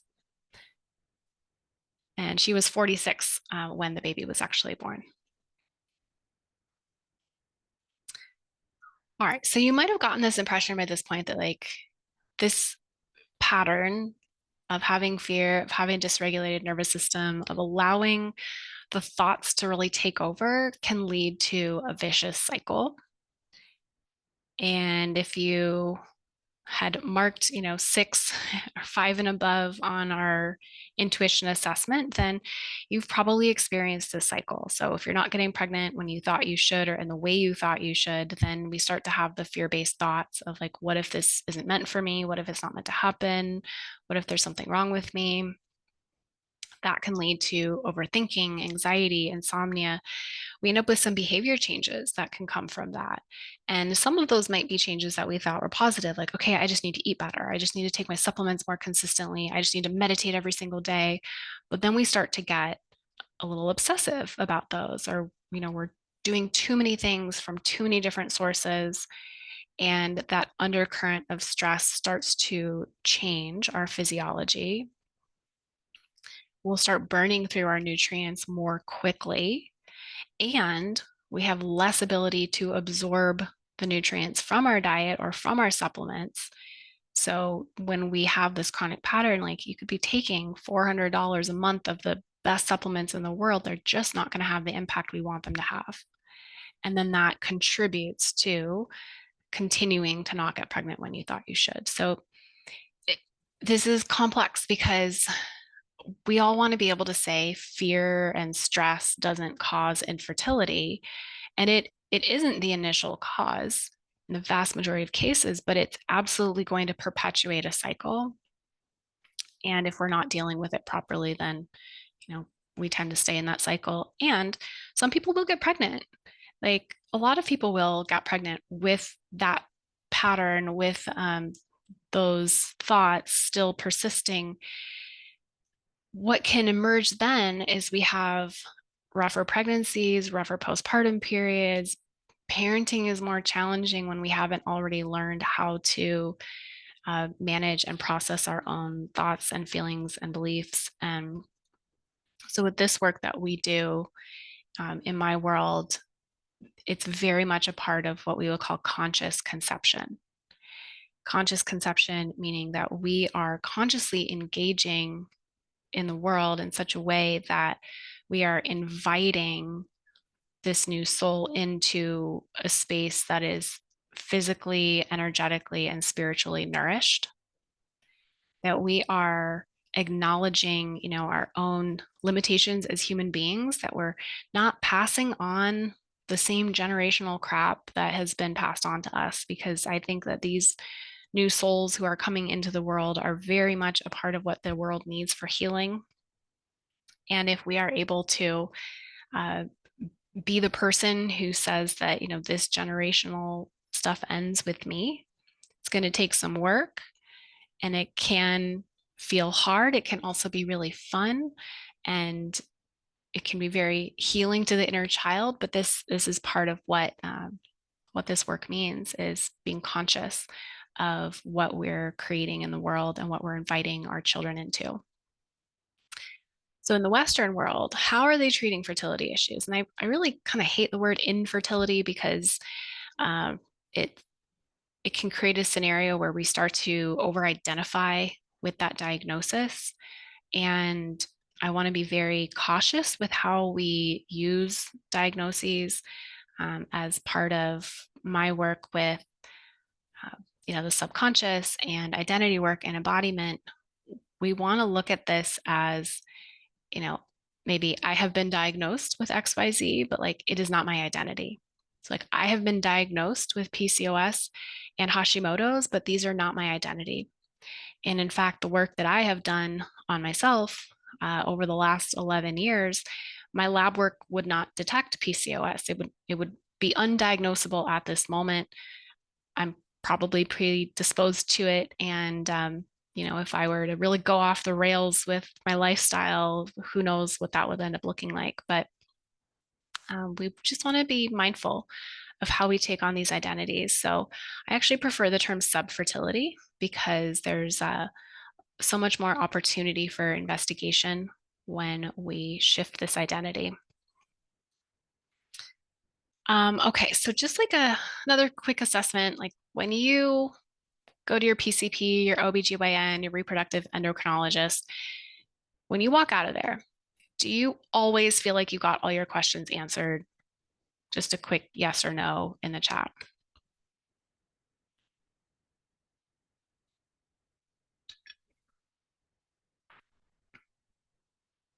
My experience was definitely no, not usually. Maybe some were answered, but it was rarely all of them, and often felt kind of brushed off. When you go to your doctor's office, do you feel like you have a plan that is customized to you as an individual?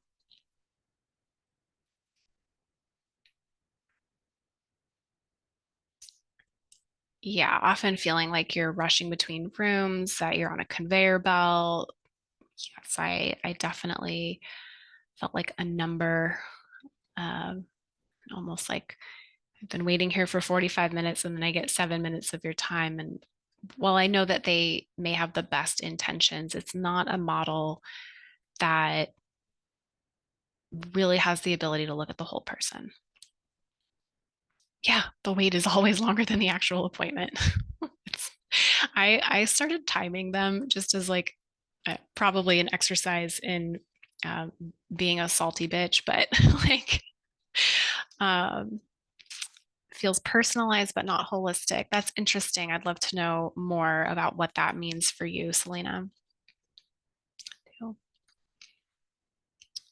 Um, when you walk out of their office, do you feel calm, at ease, and confident in the path forward? And if yes, how long does that feeling last for? We have an interesting scenario of one of the reproductive endocrinologists here in Arizona is a really charismatic, really confident person. And he's really good at enrolling people in his confidence.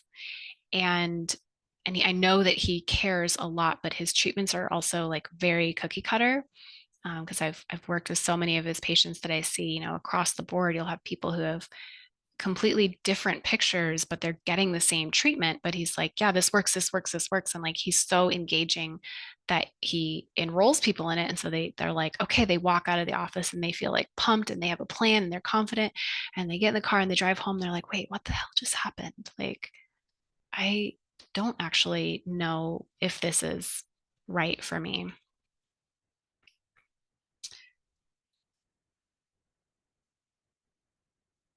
Yeah. And so it's just kind of interesting to know like how you feel cared for in a medical setting. Um,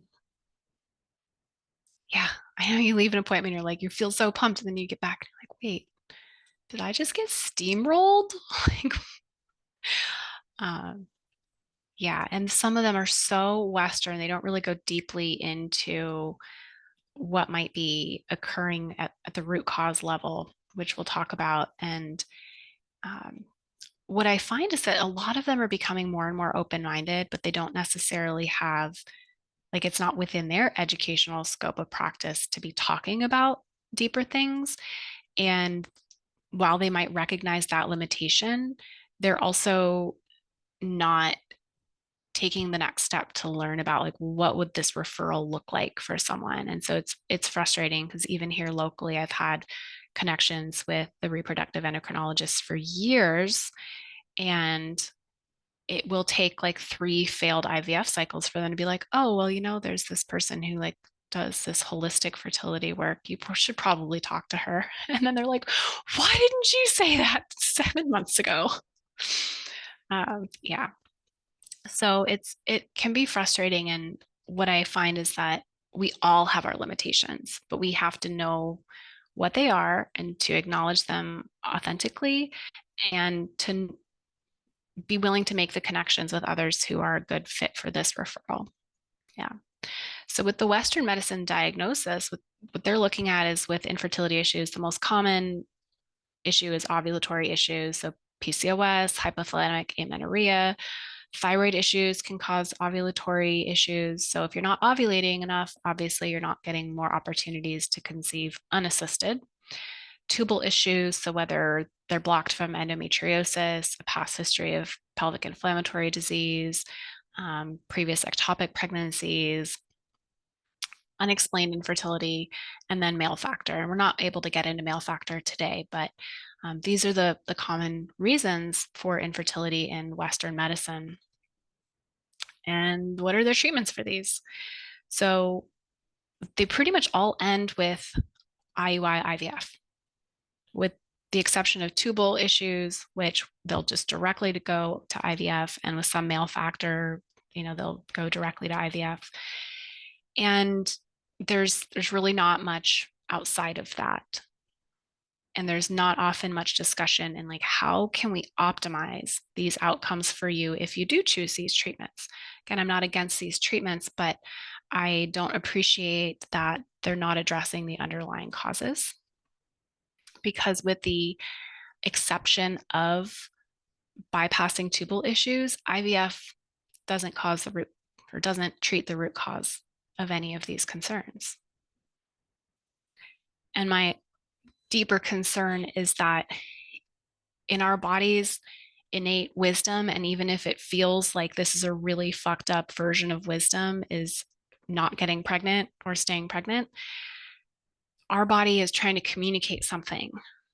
And it might be communicating, I'm not ready to get pregnant. There's something going on here that I need you to address before we do this. And pushing IUI or IVF may be a way of trying to bypass that. But maybe that's also why we don't see the greatest success rates with these treatments as well. So again, I'm not against them. I think they're pretty miraculous, but I do want to make sure that we have addressed some foundations before we reach for those so that we can increase their chances of success. So what are the root causes? It's a combination of a lot of these for most people. So hormonal imbalances, nutrient deficiencies, inflammation, thyroid issues, autoimmune issues, microbiome, the environmental exposures that we have had throughout our lifetime, chronic stress, unconscious beliefs, suppressed and repressed emotions. And I know you probably get to those last two and you're like, what, my unconscious beliefs? But again, like if you truly don't trust your body, then what amount of supplements or IVF can impact that, right? If you have years and years of suppressed emotions that are creating a physical state in which the body does not feel safe to conceive, then we have a lot of opportunity for healing. And again, with traditional Chinese medicine, gosh, I could run like hours of trainings just on these, and we started to get into it within the Brilliant Fertility program and this the fall cohort. How the various organ systems in traditional Chinese medicine store emotion, move emotion, We talked about the kidneys at the beginning in relation to fear, but the uterus is considered an extraordinary organ in traditional Chinese medicine. It doesn't have, it's not yin and it's not yang, and it doesn't have its own meridian.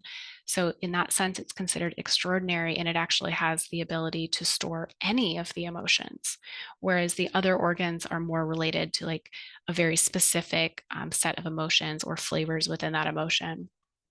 So, like the kidneys are impacted by fear, worry, anxiety. The liver is most impacted by anger, frustration, resentment. But the uterus can take on any of it.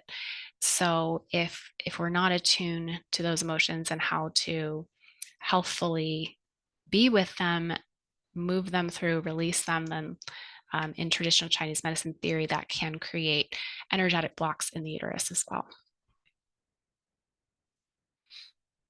Okay, so our third inspiration case, uh, this woman came to me at 38, and she also had a history of adenomyosis. She'd had significant post-COVID syndrome, about a year or so of recurrent bacterial vaginosis, and she'd had a prior miscarriage. She had been told by her OBGYN to wait for 6 more months, to just keep trying for 6 months before she could do any testing or further treatment. Her intuition was already pretty strong, but she had a lot of fear because of her health history and because of the miscarriage. But her intuition was pretty strong that, like, no, I want to be proactive about this. I'm not just going to sit around for 6 months and twiddle my thumbs or try to DIY this. Like, I want to know what's happening in my body and what I can do to prepare differently for my next pregnancy. So, we did some additional testing to understand what was happening in her body related to inflammation and mitochondrial function post COVID, and what was happening with the vaginal microbiome. Her lab reveal Her labs did reveal that she had an infection that was related to miscarriage risk, and she absolutely needed more mitochondrial and antioxidant support, which is really important for egg quality, but also for energy. Part of her post COVID picture was she had really low energy. She was someone who was previously a triathlete, and she could barely walk around her block without getting short of breath and fatigued. So she was also working with a post COVID specialist alongside me for fertility. So, what we did in our approach was, she was not comfortable with the idea of using antibiotics. So, we used herbs that have antibiotic effect and specific probiotic strains. And we also did some supplements for the mitochondrial and antioxidant piece of CoQ10, alpha lipoic acid, carnitine, fish oil, resveratrol. Again, like, I'm not recommending that any of you change or start any supplements. This was super individualized to her and her needs.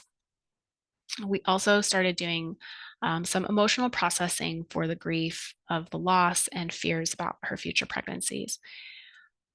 Within 1 month, she had increased energy. She had relief from the vaginal symptoms. She had more obvious cervical fluid at ovulation, and she was just feeling more in tune with that difference between the fear voice and the intuition voice, so that she could use her tools to just relieve the fear and step into the intuition more and more often. The following month, she conceived, and this pregnancy was successful. With some of the fear that she had, she was like, "Do I need progesterone?" And just because we knew she was pregnant so early, we were able to check in with her hormone levels and make sure that she didn't need any more support. But her body handled pregnancy beautifully, and her baby boy has also just turned 1 year old. So, in a typical fertility assessment, like, if she had waited for 6 months, what would they have even done? Right? They would have gone in and tested her FSH, her LH, her estradiol, her prolactin on day 3. They probably would have screened for thyroid. Most clinics are testing for sexually transmitted infections like gonorrhea, chlamydia, HIV, any of the viruses that we could be vaccinated for that could have an impact on a pregnancy. Blood type, AMH, and sometimes they're doing genetic testing right off the bat. That would have missed a lot of what we were testing for with her picture, right? That would have missed the specific microbes that came up on her vaginal swab. That would have missed the nutrients that were deficient related to mitochondrial dysfunction. So, what we have to be aware of with the tests that they run in traditional medicine is that they're often not a complete holistic picture.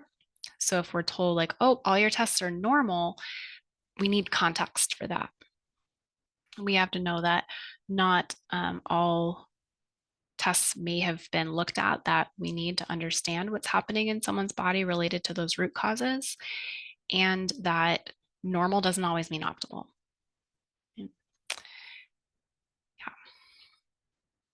Yeah. Other tests that they'll usually run to make sure the tubes are open, a hysterosalpingogram,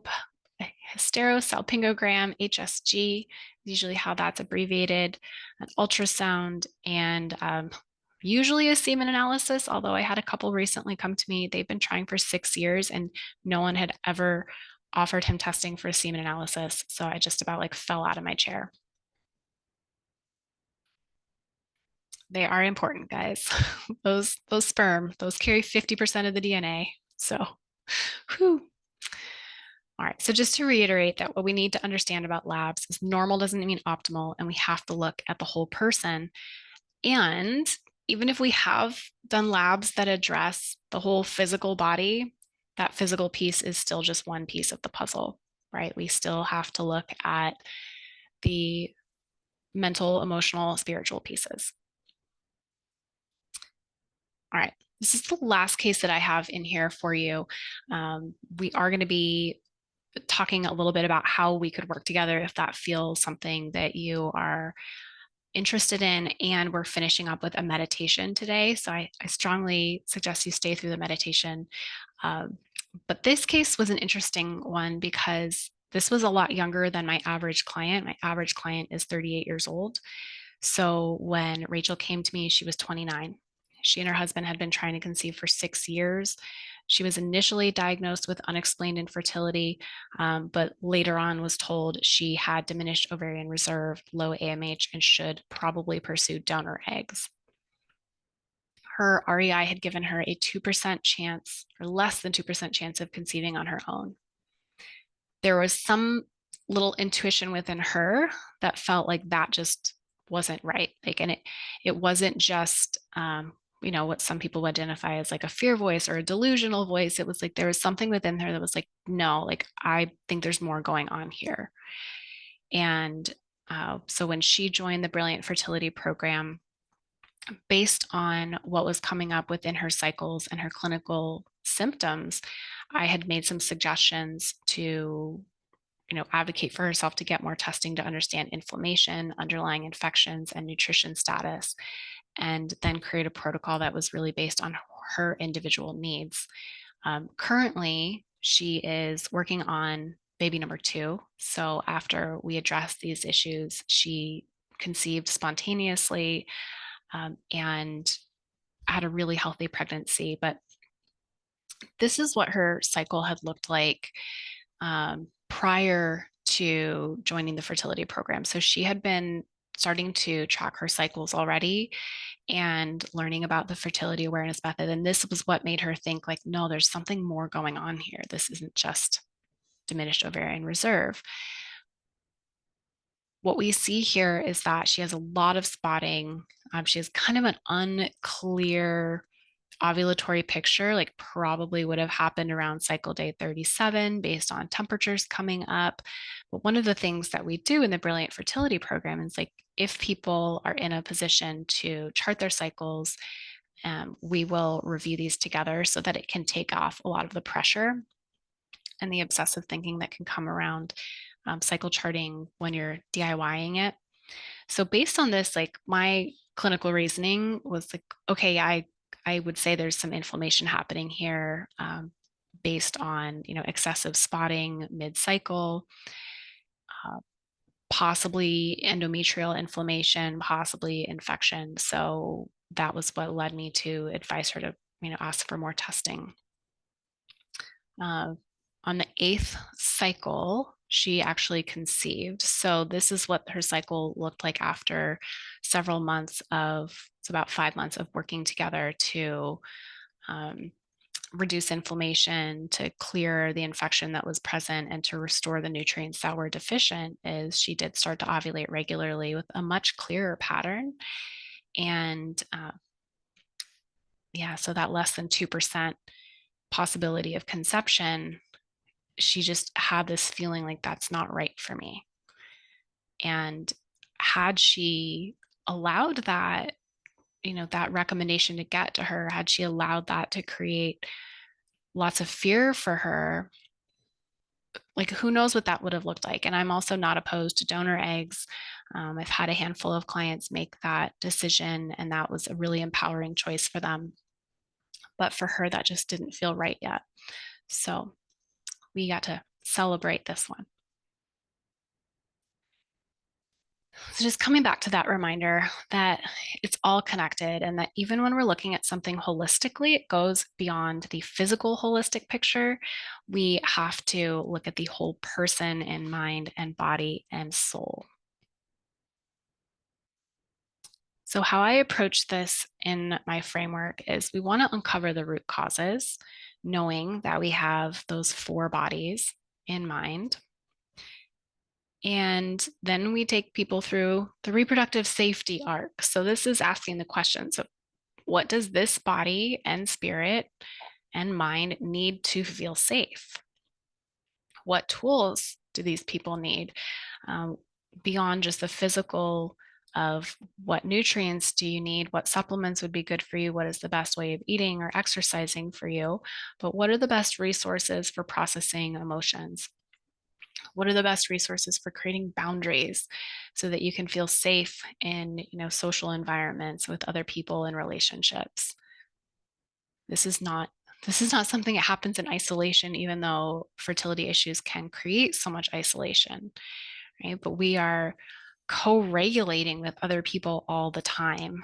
And when we learn how to regulate ourselves, it makes that co-regulation much more easeful as well.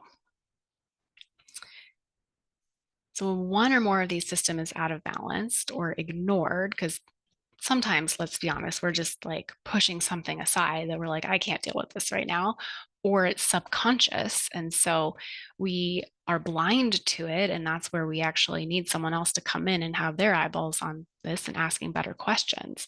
That's where we create this, internal conflict that has a physical impact. And when we bring them all into alignment, so when we learn how to balance hormones, give someone the nutrition they need, how to support detoxification, what supplements someone might need, then we've got the physical piece kind of keyed in with the mental emotional, when we can become the gentle observer of our self-talk, when we can learn how to validate our feelings and shift into neutral. This is really powerful. We don't have to be positive all the time. It's not necessary. We don't have to fake it till we make it. You can let all that go now. And when you can learn how to allow your intuition to guide you, how to trust your body, trust your own decision making, and trust universe, God, higher power, that's when we kind of synchronize these and create safety in the body. And ultimately, safety equals receptivity. And that's what fertility is about, right? It's expansion, it's receptivity, it's safety, it's trust. So the last step on my framework is the implementation. You probably already know all of the things that you could be or should be doing. You probably have more information than most of your providers. And I've had people who could just like run circles around their OBGYNs when it came to knowing how to support fertility holistically. But if we don't know how to properly implement something for ourselves and embody the most fertile identity of ourselves, this is where we get stuck. So if the old way of doing things was like the restriction roller coaster where, you're avoiding all the fun things, in life and even starting to avoid social situations or things that you used to engage in and enjoy, and trying all the things, right? Just doing all the supplements, doing all the tricks. I had someone someone just reach out to me like on Facebook Messenger to say like, if I put a menstrual disc in after sex to keep the sperm in, will that help me get pregnant? And I was like, well, it's not going to hurt, but it's just another one of the things that's like all the things, right? Like I don't know if that's going to work for you. I've never met you before.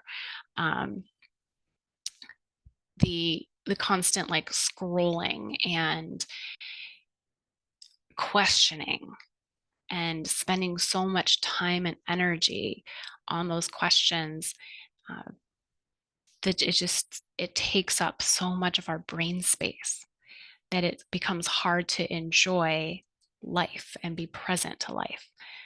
um, the old way might be doing IVF without addressing root causes, and that can be really frustrating to think that that may have already happened. And I don't want you beating anyone up for that, because you're here now, right? We're always doing the best we can. Um, but one of the hardest parts is, I think, DIYing everything and not feeling supported, because again, it's already isolating to be in a position of questioning your fertility. Our society doesn't do a great way, or doesn't have great ways of supporting this conversation and teaching people how to be more supportive.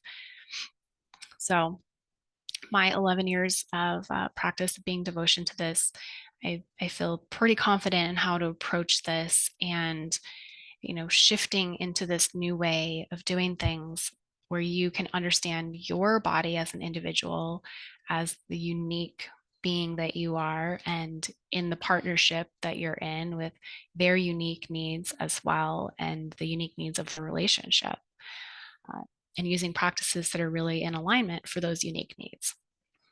The embodiment piece, this is such a huge element that just I've never heard discussed before in the reproductive endocrinology space, but stepping into the identity of the person that you want to become. So if you were to, jump out 5 years in the future and look back at this time of your life and know that you acted in a way that no matter what happened, you are so proud of yourself for the person you became, what would that look like?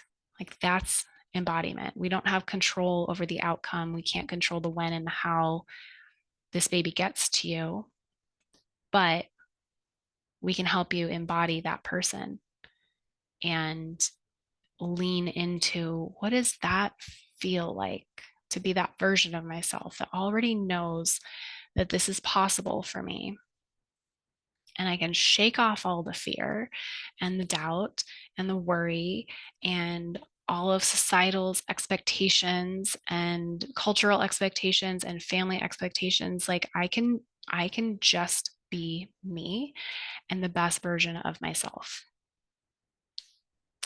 and being guided and supported instead of having to do this alone.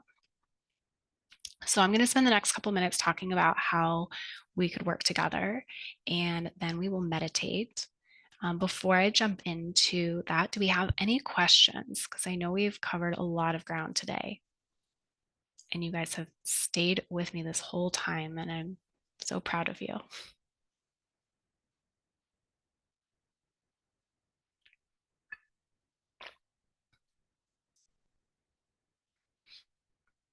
Okay, we're just marinating in this, right?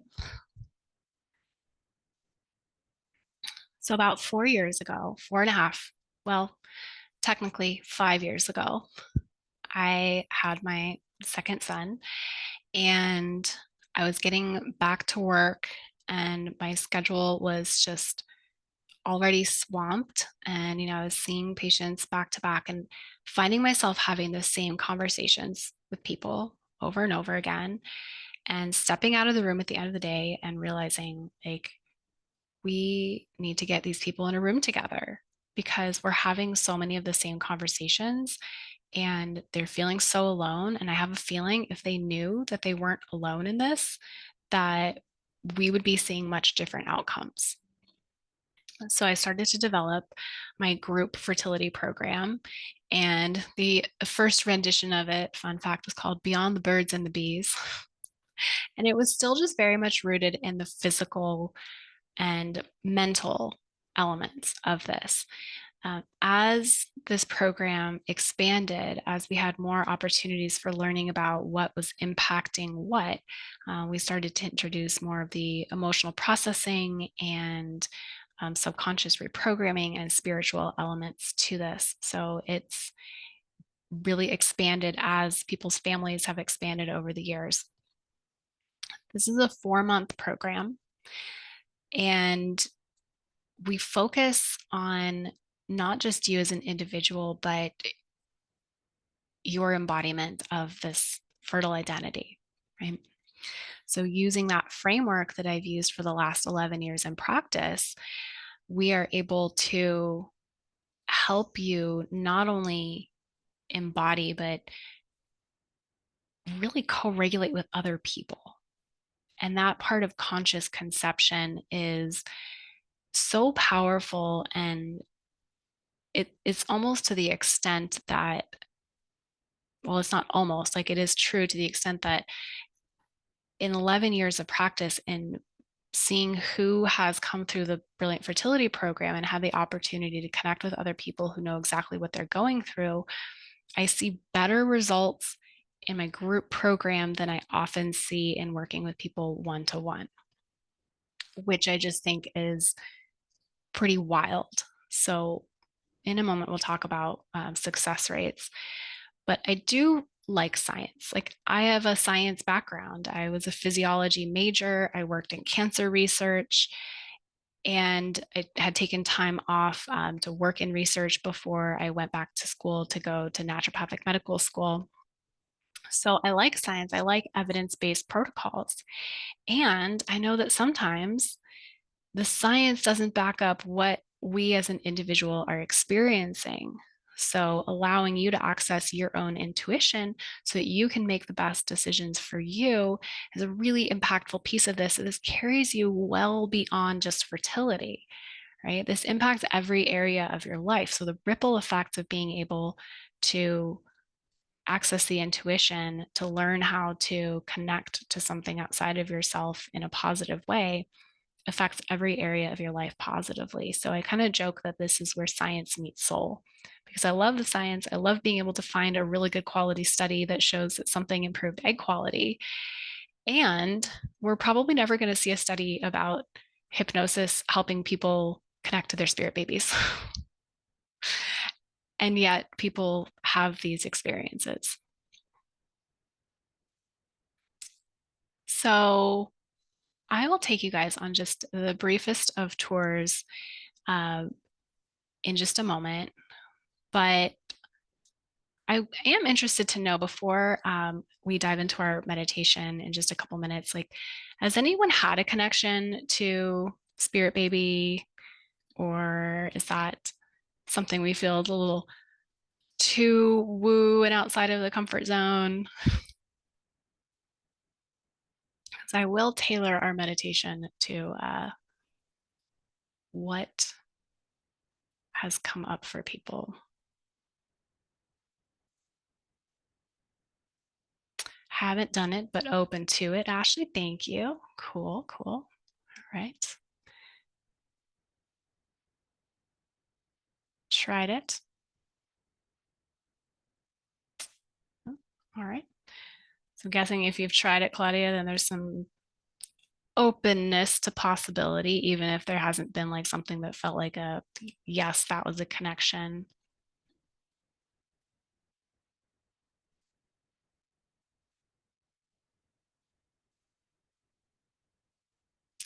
Okay.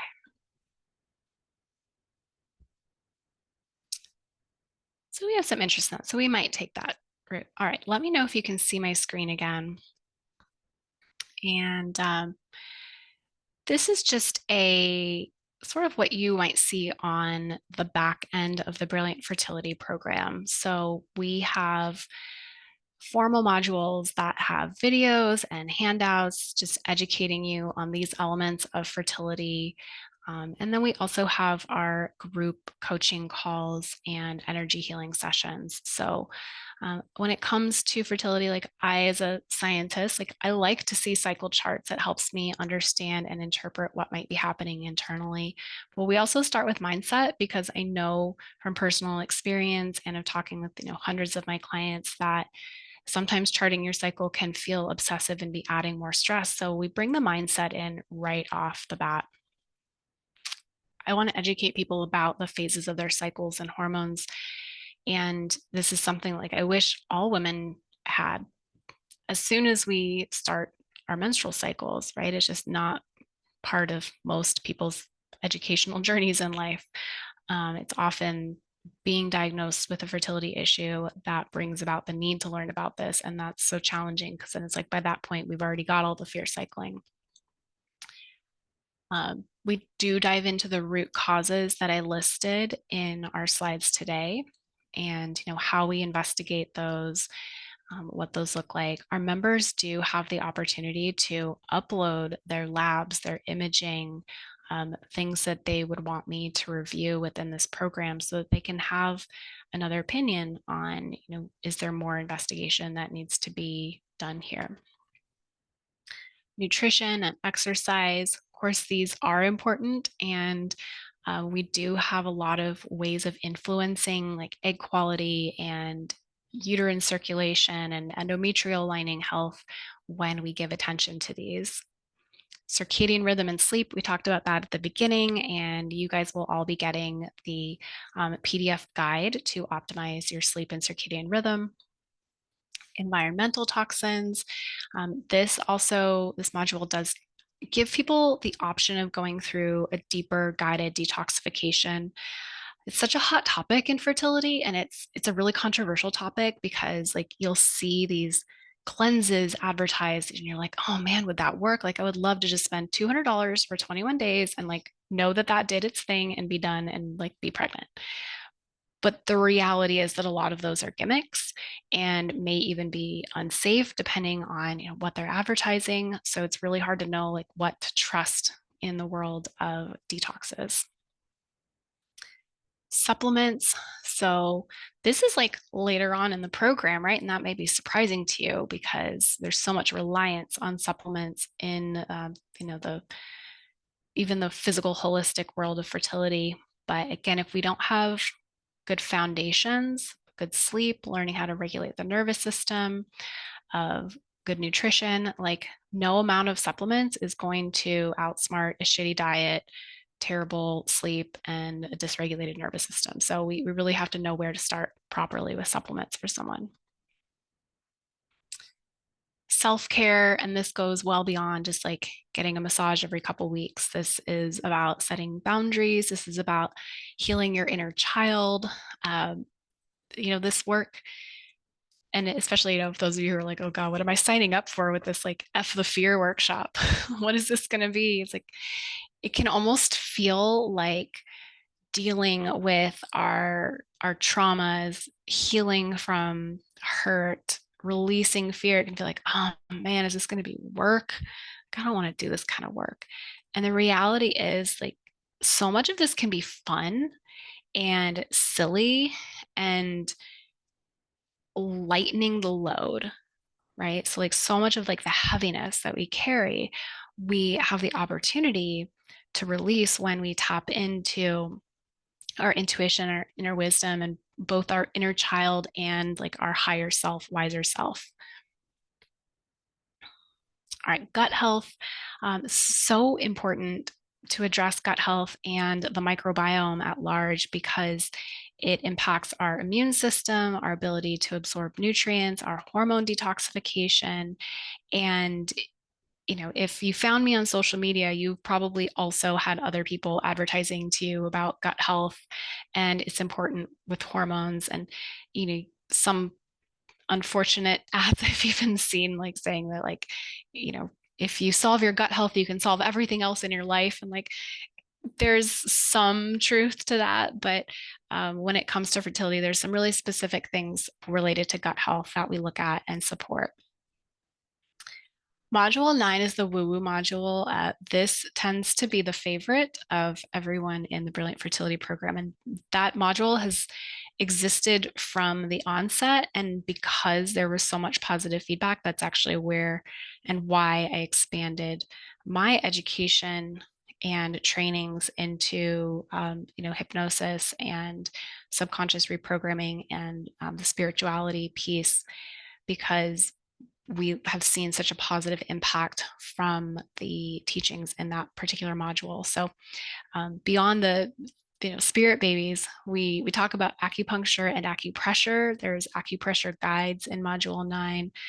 We talk about crystals and feng shui, and those are ones that, again, we don't have studies for, but if they make someone feel good, that's not hurting them, and it can bring so much more joy and playfulness back into the experience.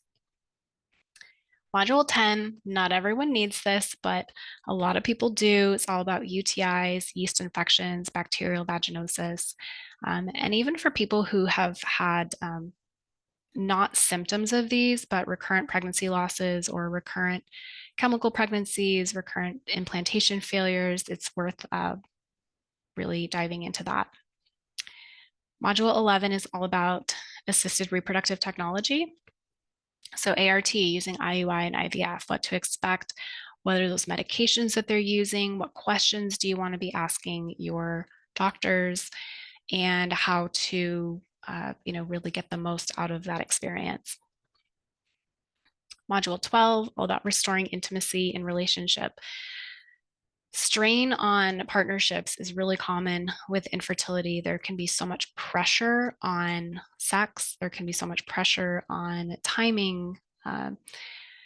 There can be such differences in how people process an experience that it can feel like you're just on totally different pages. And so opening up that conversation and learning how to reconnect and restore that intimacy is a really positive way of, again, bringing more joy, love, and presence in. And we have a lot of bonus modules that have emerged over the years. So the men's health module, spirit babies, all of our EFT and tapping meditations are in this bonus module. So everything that has been recorded for our meditations over the last few years is in here.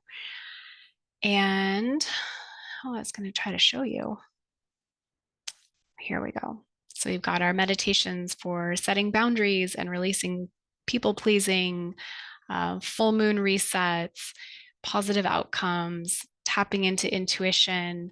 We've got over 100 meditations and EFT tappings specific to the things that come up on the fertility journey.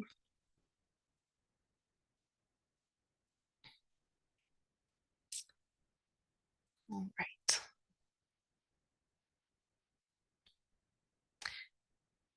So included, you just saw all of the online materials. Our BFP members have lifetime access to those. So as I update information, as I upgrade material, they continue to have access to that. We have 12 live coaching calls over 16 weeks. So in these coaching calls, how we set these up is everyone has the opportunity to submit questions in advance or bring their questions live. The calls are recorded so that even if people can't make them live, they're able to get their questions answered. And sometimes people are having me review their cycle charts. Sometimes we're reviewing labs they've had done. I mean, there are limitations in the sense that I am not diagnosing or treating within those calls, but it is giving my perspective, having the experience that I have, and how they can advocate for themselves and what changes they can talk about with making with their doctors.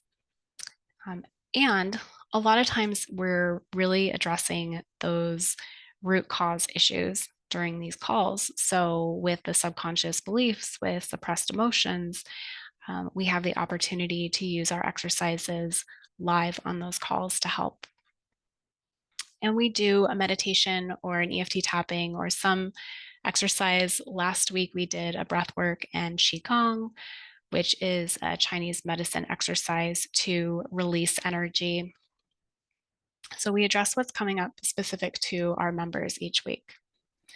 We also have a weekly energy healing session.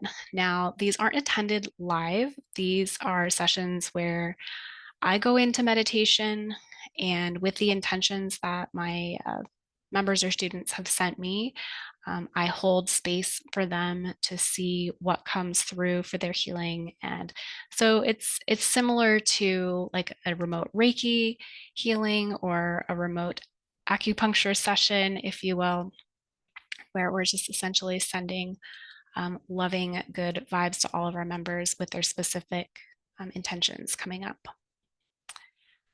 And we also have a WhatsApp group where people can connect directly between our calls and get community support. And sometimes we're just sharing funny memes. But like today, one of our members has her egg retrieval. So this morning, everyone is just sending her really positive vibes and love for a smooth retrieval. And it's beautiful to see people coming together who didn't know that there was that space for them before. They didn't know that it was possible to connect with people who were also going through this in a really positive way that was different than some of the online support groups where there's a lot of that fear still coming through, right? So let's talk about success rates because I think it's important to know that the statistics exist for all options. And where I like, before I have you, hold on, just don't look at the screen for a second, just to have a moment to like close your eyes. And if you've been given any statistics about your fertility, holding the possibility that you exist to defy the odds, that you exist to defy the statistics, that you are a one in a million unique, beautiful miracle of a human being and that anything is possible for you. Okay. And holding that energy, and if it felt a little gaslighty, like one of those bad affirmations that you say, okay, I am learning to believe that anything is possible for me, right? Holding that energy as you understand what the statistics really look like. Because with the fertility treatments, they're unfortunately not as high as we would hope they would be. IUI success rates, so in the population that I work with most commonly, 35 to 40, 7 to 9% with IUI. Now, I would love for everyone to have IUI work the first time. That would be freaking awesome. The reality is that so many people will have to repeat these. And this will end up falling into that category of like doing the same thing over and over and expecting a different result. So if we haven't understood the root causes of why they're not getting pregnant in the first place, then that is probably one of the reasons why these treatment success rates are so low. IVF success rates. So even in women under 35, we have 55% success rate. And this will depend on clinic to clinic. All clinics are required to report their success rates. These were national success rates from the Society for Assisted Reproductive Technology, SART. So you can find these online as well. But in the population that I work with most commonly, 35 to 40, you have at the 35-37 range, 40% success rate, and 38 to 40 age range, 27% success rate. So for the amount of time, money, energy, stress, and uncertainty that goes into IVF, we want to see higher success rates, right? With the Brilliant Fertility Program, our graduates within 1 year have a 66% live birth rate. Within 2 years, 85%. And this is from 2020 to 2024. So if we were to compare, and of course, these are apples to oranges, these are not apples to apples. Is that using ART? Well, within the Brilliant Fertility Program, everyone has such a unique case, right? So right now, within our current cohort, we have one person who's actively using ART. She came in already having her IVF schedule planned and knowing that she needed more mental and emotional support and also like the logistical of like, what do I eat to prepare for IVF? Like, how do I exercise through this in a way that's safe and healthy? So she knew she wanted that support. She knew she was doing IVF. The other members currently are not actively using IVF or ART. So I do have like the actual spreadsheets of everyone who's gone through the program, what treatments they've used, um, what ultimately led to a pregnancy. And most people are getting pregnant unassisted. Um, all of the case studies that I presented today conceived unassisted. But sure, people do go through IVF and have found that had they gone through IVF before coming through the program, they did not feel like they had the tools to support themselves physically, mentally, emotionally, and spiritually. And so when they repeated IVF subsequently, they felt much more supported and felt like they were able to handle that stress much better and had better outcomes. So yeah, like you're welcome for the clarification. I know it can be like a lot to take in as you're considering those. If we look at the, breakdown of the cost of those treatments, it is a lot for having a shot. That's not a guarantee, right? So when we're looking at an average of $1,200 for one round of IUI, that has a 7 to 9% success rate. If we're looking at $20,000 for one round of IVF, that has, a 20 to 47% success rate, depending on the age range, right? That is a lot of money and uncertainty when we are also not addressing root causes. What's so unique about the Brilliant Fertility program is that it is giving this opportunity to address root causes. And these aren't just things that impact fertility, right? Like these impact your energy, your long-term health and longevity, and giving you tools that you can use for a lifetime to stay healthy, present, connected, better in tune with your intuition, having emotional, mental, and spiritual transformations at a fraction of the cost of these traditional fertility treatments. So the Brilliant Fertility Program is $29.97. I know people will be asking questions, at least in their minds, about like, what is this going to cost? And because so many of you who have already been through so much, it's like, it's not just the cost of money, right? It's the cost of your time, it's the cost of your energy, and the cost of like the what ifs. And that's kind of all combined in here, right? Like when we're thinking about the cost of time, it's not just like how many hours in a day are you spending researching? It's also the cost of like if nothing changes now and you continue to do the same things that you've been doing, time is passing. And while I don't feed into the fear that I'm running out of time or that I'm too old, like I will not entertain that conversation.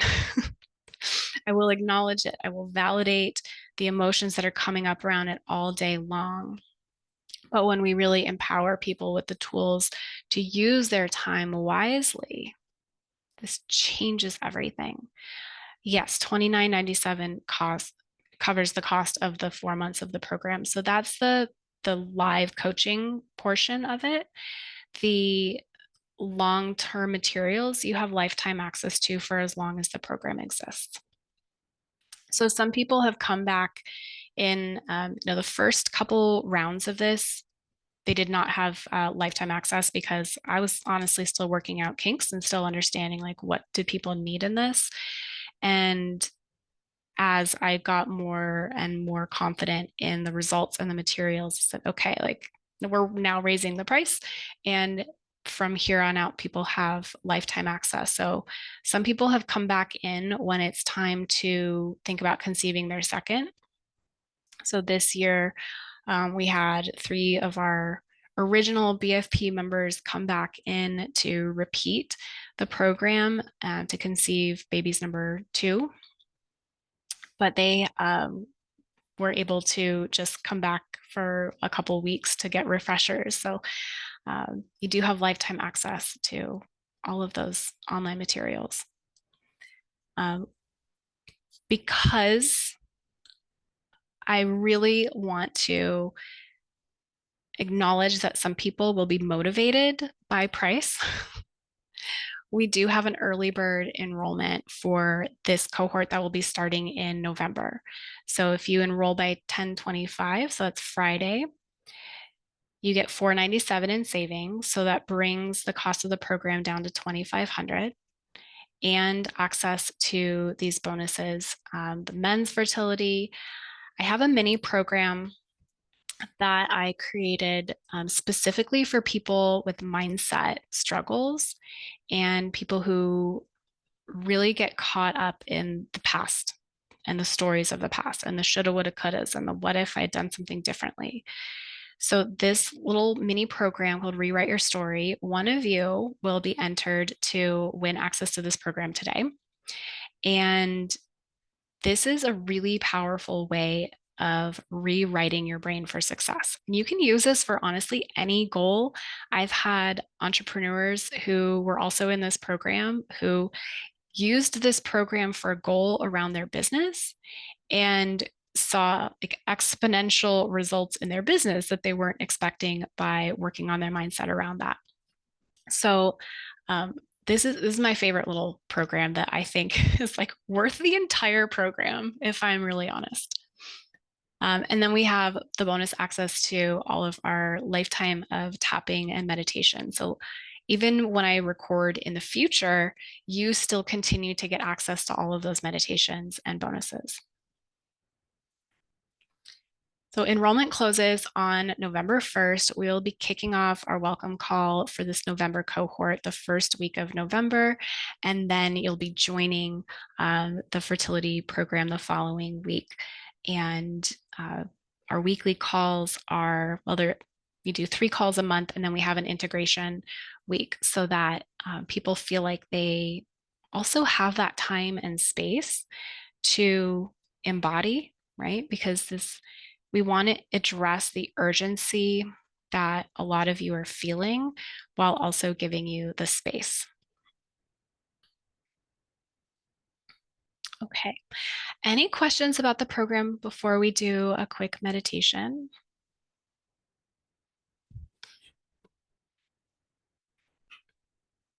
And you guys will be getting more information through email as well. I'm going to drop a couple things into the chat because I know that some people really like to be able to have conversations just to make sure, like, is this a good fit for me? Am I a good fit for this? Can I do this? Uh, and you're not alone. Right now, meetings are on Tuesday afternoons at 1 p.m. PST. So I'm dropping into the chat. I have the complete info page on the Brilliant Fertility Program so that you have time to just scroll through and see what's included. And then I've also linked an option for doing a call with me. So if you have questions, if you feel like you just need to chat it out with someone, uh, express whatever fears are coming up for you, there's no obligation. It's purely just a way to connect and feel your way through whether or not this is a good fit for you.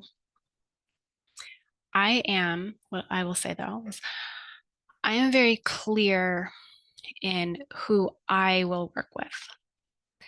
And if someone feels really strongly connected to their current identity, to a victim identity, and that's not something they are willing to work on and shed, it's probably not going to be a good fit for working with me. I do validate those experiences and emotions. And I think we've all been there and feeling like, am I broken? What's wrong with me? And have those moments. But this program is for people who are very much in the desire of wanting something to be different, of wanting to show up as the most compassionate, loving versions of themselves towards themselves. So we are cultivating self love, We are cultivating an energy of possibility here. And if that is something you want for yourself, no matter what you've been through, if you've been through 5 rounds of IVF, if you've had 5 miscarriages, if you've been trying for 5 years, if you're 45 years old, I mean, you've seen the inspiration cases, and I can send out, I know, some other emails of testimonials. There's so much possibility that we can attune to. And that's what our meditation ultimately will be about here in just a moment. All right. Great. Any other questions? Make sure you take those links from the chat, and I'll send them out in email as well.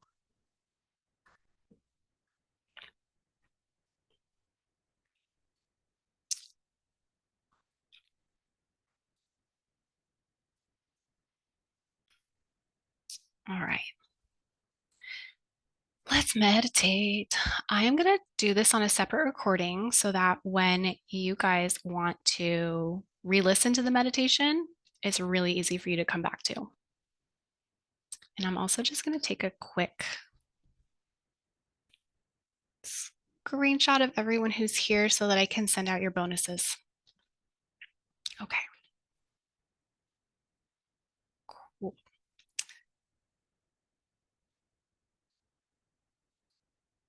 How do you guys feel about music in your meditations? Give me a little yes or no in the chat.